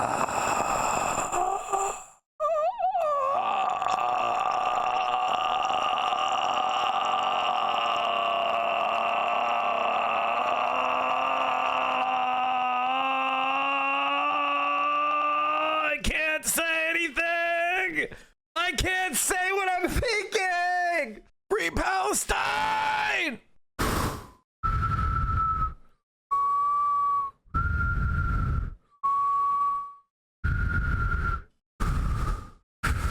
The average age of a house purchase in China's first-tier cities was 36.9 years old. I mean, that's not that big of a deal. I mean, the thing with Chinese people is, oh, you mean the average age to purchase? Their family already owns a home. In the US, it's like 50 or 40 plus. Average age of house purchase US, it's like 50 something. The average age of a first-time home buyer is 38. The average age of a home buyer is 61. 61 for the typical repeat home buyer, and the first-time home buyer is 38. I think it went to 40. This is an older article. It might be 40 now. And the US is pretty low. Home ownership rate. US home ownership rate was 56% and declining. China has 96% home ownership rate. Vietnam 90, Cuba 90, Russia 92. United States is 65.7. 56th highest home ownership rate. Yeah, this guy is a huge worm. R+1 House versus Trump +5 presidential. Raw Delta D+4. Alexandria Ocasio-Cortez versus Tina Forte. D34 House versus Harris 32 presidential. Raw Delta D+6. Harris outrun Harris by 6. Stelson outrun by 4. Data says AOC was stronger candidate. No. Yes, more people voted for her, but that's not true. I love the idea that if your faction is not in control of the party, that you're somehow going to be able to get your message louder than the party's message that you're running in. Like the centrist Dems getting all of the support and money and backup are somehow going to be like, they need to be even weaker with all the resources. Like, it doesn't even make logical sense. I legitimately think that that room could be the home to the coolest event to ever occur. You know what I mean, chat? Like, this event could be so cool. If the right guests showed up, they could make this the coolest event in history. All right. Greta Thunberg is being threatened with murder by Israel. God, she's so fucking cool. Free press. Please support our independent journalism at democracynow.org/give. This is Democracy Now!, democracynow.org, The War and Peace Report. I'm Amy Goodman with Juan Gonzalez. As Gaza faces more than 3 months of a near-total Israeli blockade, activists are heading there now on a ship to deliver humanitarian aid. The boat is called the Madeleine, named after Gaza's first fisherwoman who ran her father's fishing business after he was injured in a 2009 Israeli attack. The Freedom Flotilla Coalition initially planned to sail from Malta last month, but their ship was damaged after it was bombed by drones in international waters. At Sunday's launch of the Madeleine from the Italian port of Catania, actor Liam Cunningham, known for his role in the series Game of Thrones, spoke out in support of the effort. My name is Liam. I'm from Ireland. The reason I'm here, as far as I'm concerned, the heart and soul of humanity is in Gaza. For me, this attack, this genocide, is not just on Palestinians, it is on the whole human race. These wonderful, brave people who are setting off on this boat are heroes. And also the people of Gaza, for the last 600 days, are heroes. They are, in my mind, they will always be heroes.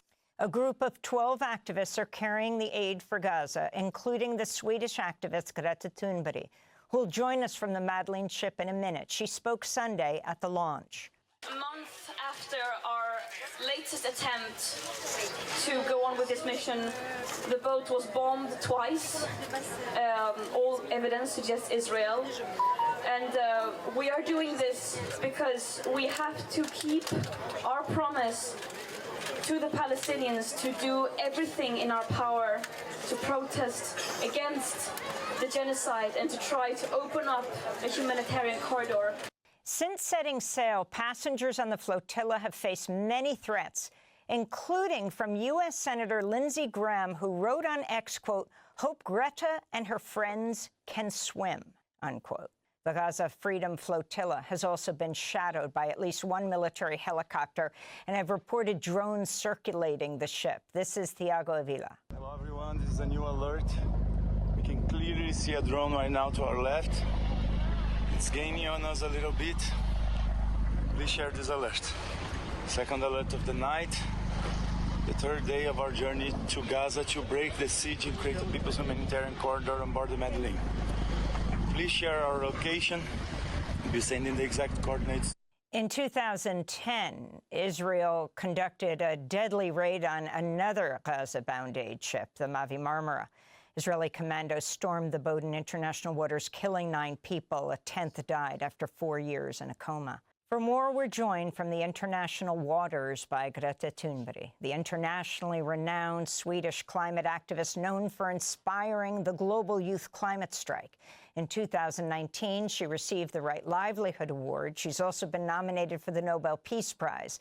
Greta is speaking to us aboard the Gaza Freedom Flotilla's vessel Madeleine, which is on this voyage from Sicily to Gaza, again carrying life-saving aid in an attempt to break Israel's siege of the Gaza Strip. Greta, it's really something to see you on that ship right now. Can you tell us why you're taking this journey, extremely dangerous, and how you're planning to challenge the Israeli blockade? Yeah, thank you so much for having me. Yeah, as you said, we are doing this mission following 1 month after our last attempt. Both Conscience was bombed and disabled. So that's why we are trying again, because we cannot afford to give up. There is simply too much at stake. And in times of injustice, as we are seeing now, the genocide and blockade happening, we have to do everything we can to demand an end to these atrocities and war crimes committed by Israel. And for me personally, I happen to have a platform for some reason, and then it is my moral obligation to use that platform. And if my presence on this boat can make a difference, if that can show in any way that the world has not forgotten about Palestine, and to try once again to attempt... This is what incredible bravery looks like. Break the siege and open up a humanitarian corridor and deliver the extremely needed humanitarian aid, then that is a risk I'm willing to take, and it's something that we just simply have to do. We cannot just sit around and do nothing and watch this live stream genocide unfold in front of our very eyes. So we are doing this because we are human beings who care about justice, and when our complicit governments fail to step up, it falls on us, unfortunately, to do so. And Greta, could you talk about how you see the issue of Palestinian freedom connecting to or intersecting with the issue that you're best known for, which is climate change activism? For me, there's no way of distinguishing the two. We cannot have climate justice without social justice. The reason why I am a climate activist is not because I want to protect trees. I'm a climate activist because I care about human and planetary well-being, and those are extremely interlinked. For example, when we see the genocide in Gaza, of course, there are some very obvious links that ecocide, environmental destruction, is a very common method used in war and to oppress people. But also, it should be much simpler than that. No matter what the cause of the suffering is, whether that is CO2, whether that is bombs, whether that is state repression or other forms of violence, we have to stand up against that source of suffering. If we pretend to care about the environment, if we pretend to care about the climate and our children's future without seeing and acknowledging and fighting against the suffering of all marginalized people today, then that is an extremely racist approach to justice that excludes the majority of the world's population. And how? What is the mood of? It's so fuck. This is like, honestly, can Hassan get in touch with Greta? Do you think? I would love to see Hassan or myself get in touch with Greta. Is he going to have her on? He should interview her as well. Ship, you have participants from Brazil, France, Germany, Spain, and you yourself are Swedish. What's the mood there? The mood on board the ship is, I would say, that our spirits are very high and we are very determined to continue. So far, we have won over one of the major predicted obstacles, which is to be stuck in port due to the bureaucratic warfare that has been very strong, especially in the past. And the fact that we have gotten over that and that we are out sailing now and that we have gotten quite a far bit is already a victory in itself. And of course, this mission includes many risks, and we have done many risk assessments. But of course, we deem the risk of silence and the risk of inaction to be so much more deadly than this mission, of course. And we are 12 peaceful volunteers who are not carrying weapons. We are carrying food, medical supplies, and sanitary products and other very needed humanitarian aid into Gaza following the blockade. And we will meet whatever is thrown at us with non-violence in any scenario. So we are trying to prepare and to maximize our safety and the success of this mission as much as we can. Greta, as you attempt to bring in baby formula, medical kits, flour, prosthetics for kids with amputations, the Israeli military has threatened to block the Freedom Flotilla. The Israeli army says it's prepared to raid your ship. We know what happened to the Mavi Marmara with the Israeli raid and the killing of 9 activists on board. Ultimately, a 10th died. So are you seeing drones? How are you prepared to deal? Yeah, we are seeing drones. Last night, there were 2 different moments where there were drones circulating above us. And we have safety procedures that we will use, and we have different scenarios that we are prepared for to try to maximize our safety in a non-violent way.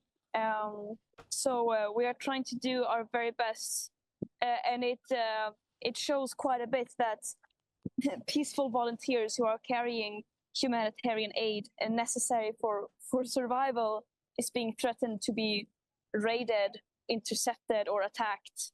I think that says because they're fascists doing a genocide and you're trying to feed the starving people.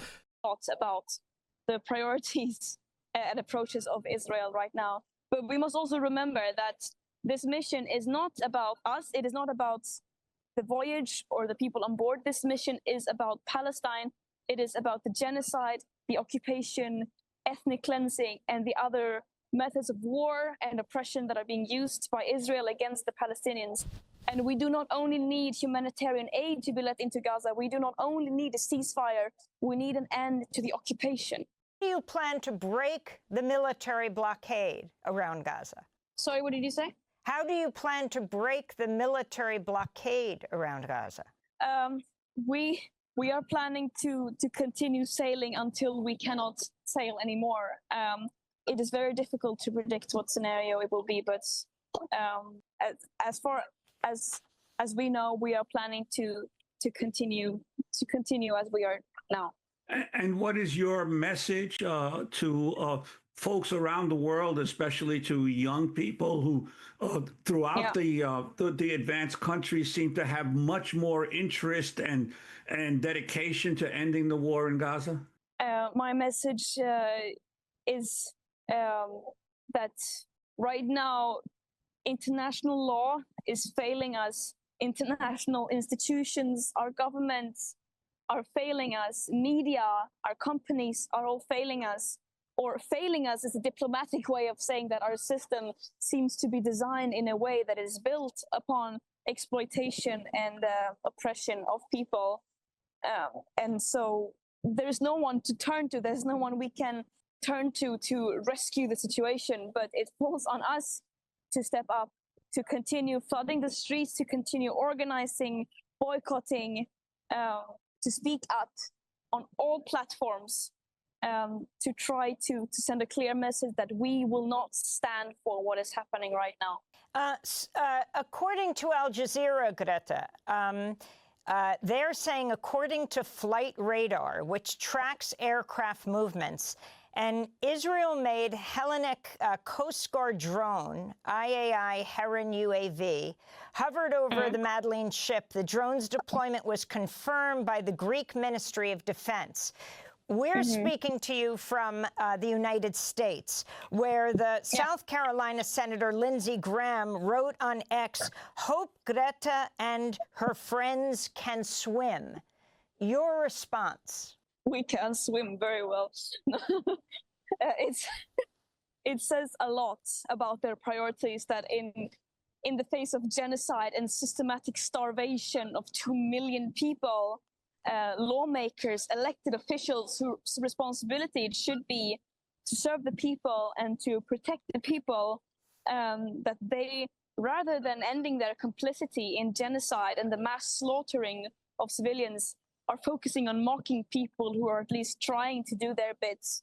I think that says everything we need to know about their priorities. And finally, your message to Palestinians who perhaps have read about or heard about your voyage or waiting your arrival. What is your message to them? My message to them would be that we stand behind you in every step of the way. We are standing in solidarity with you. We see you. And I am also my deepest apologies on behalf of the outside world, especially the Western world, that we continue to betray you and that more people are not stepping up. But I promise that at least we here will try our very best to stand up for you as well. And to support you in your struggle. Greta, we wish you all safety. Greta Thunberg, internationally renowned Swedish climate activist who inspired the global youth climate strike. She's won the Right Livelihood Award, has also been nominated for the Nobel Peace Prize, was speaking to us aboard the Gaza Freedom Flotilla's vessel Madeleine, which is on a voyage from Sicily to Gaza, carrying life-saving aid in an attempt to break Israel's siege of the Gaza Strip. It's day 3 of what they expect to be a 7-day trip. We'll continue to follow it. Democracy Now! Is funded by viewers like you. Please give today at democracynow.org/give. All right, chat. I'm going to call it there. I didn't get around to... Thank you guys for all the subs. I didn't get around to making fun of Asmongold, but I think I will tomorrow. Greta Thunberg is such a queen. Thank you, everybody, for hanging out with me this morning. We'll be back tomorrow morning at 7 a.m. Eastern. 10 a.m. Oh, sorry. 10 a.m. Eastern, 7 a.m. Pacific. Thank you so much for all your support. We need to make fun of Asmongold more. So thank you so much for all the support, you guys, gals, non-binary pals. You're all the best.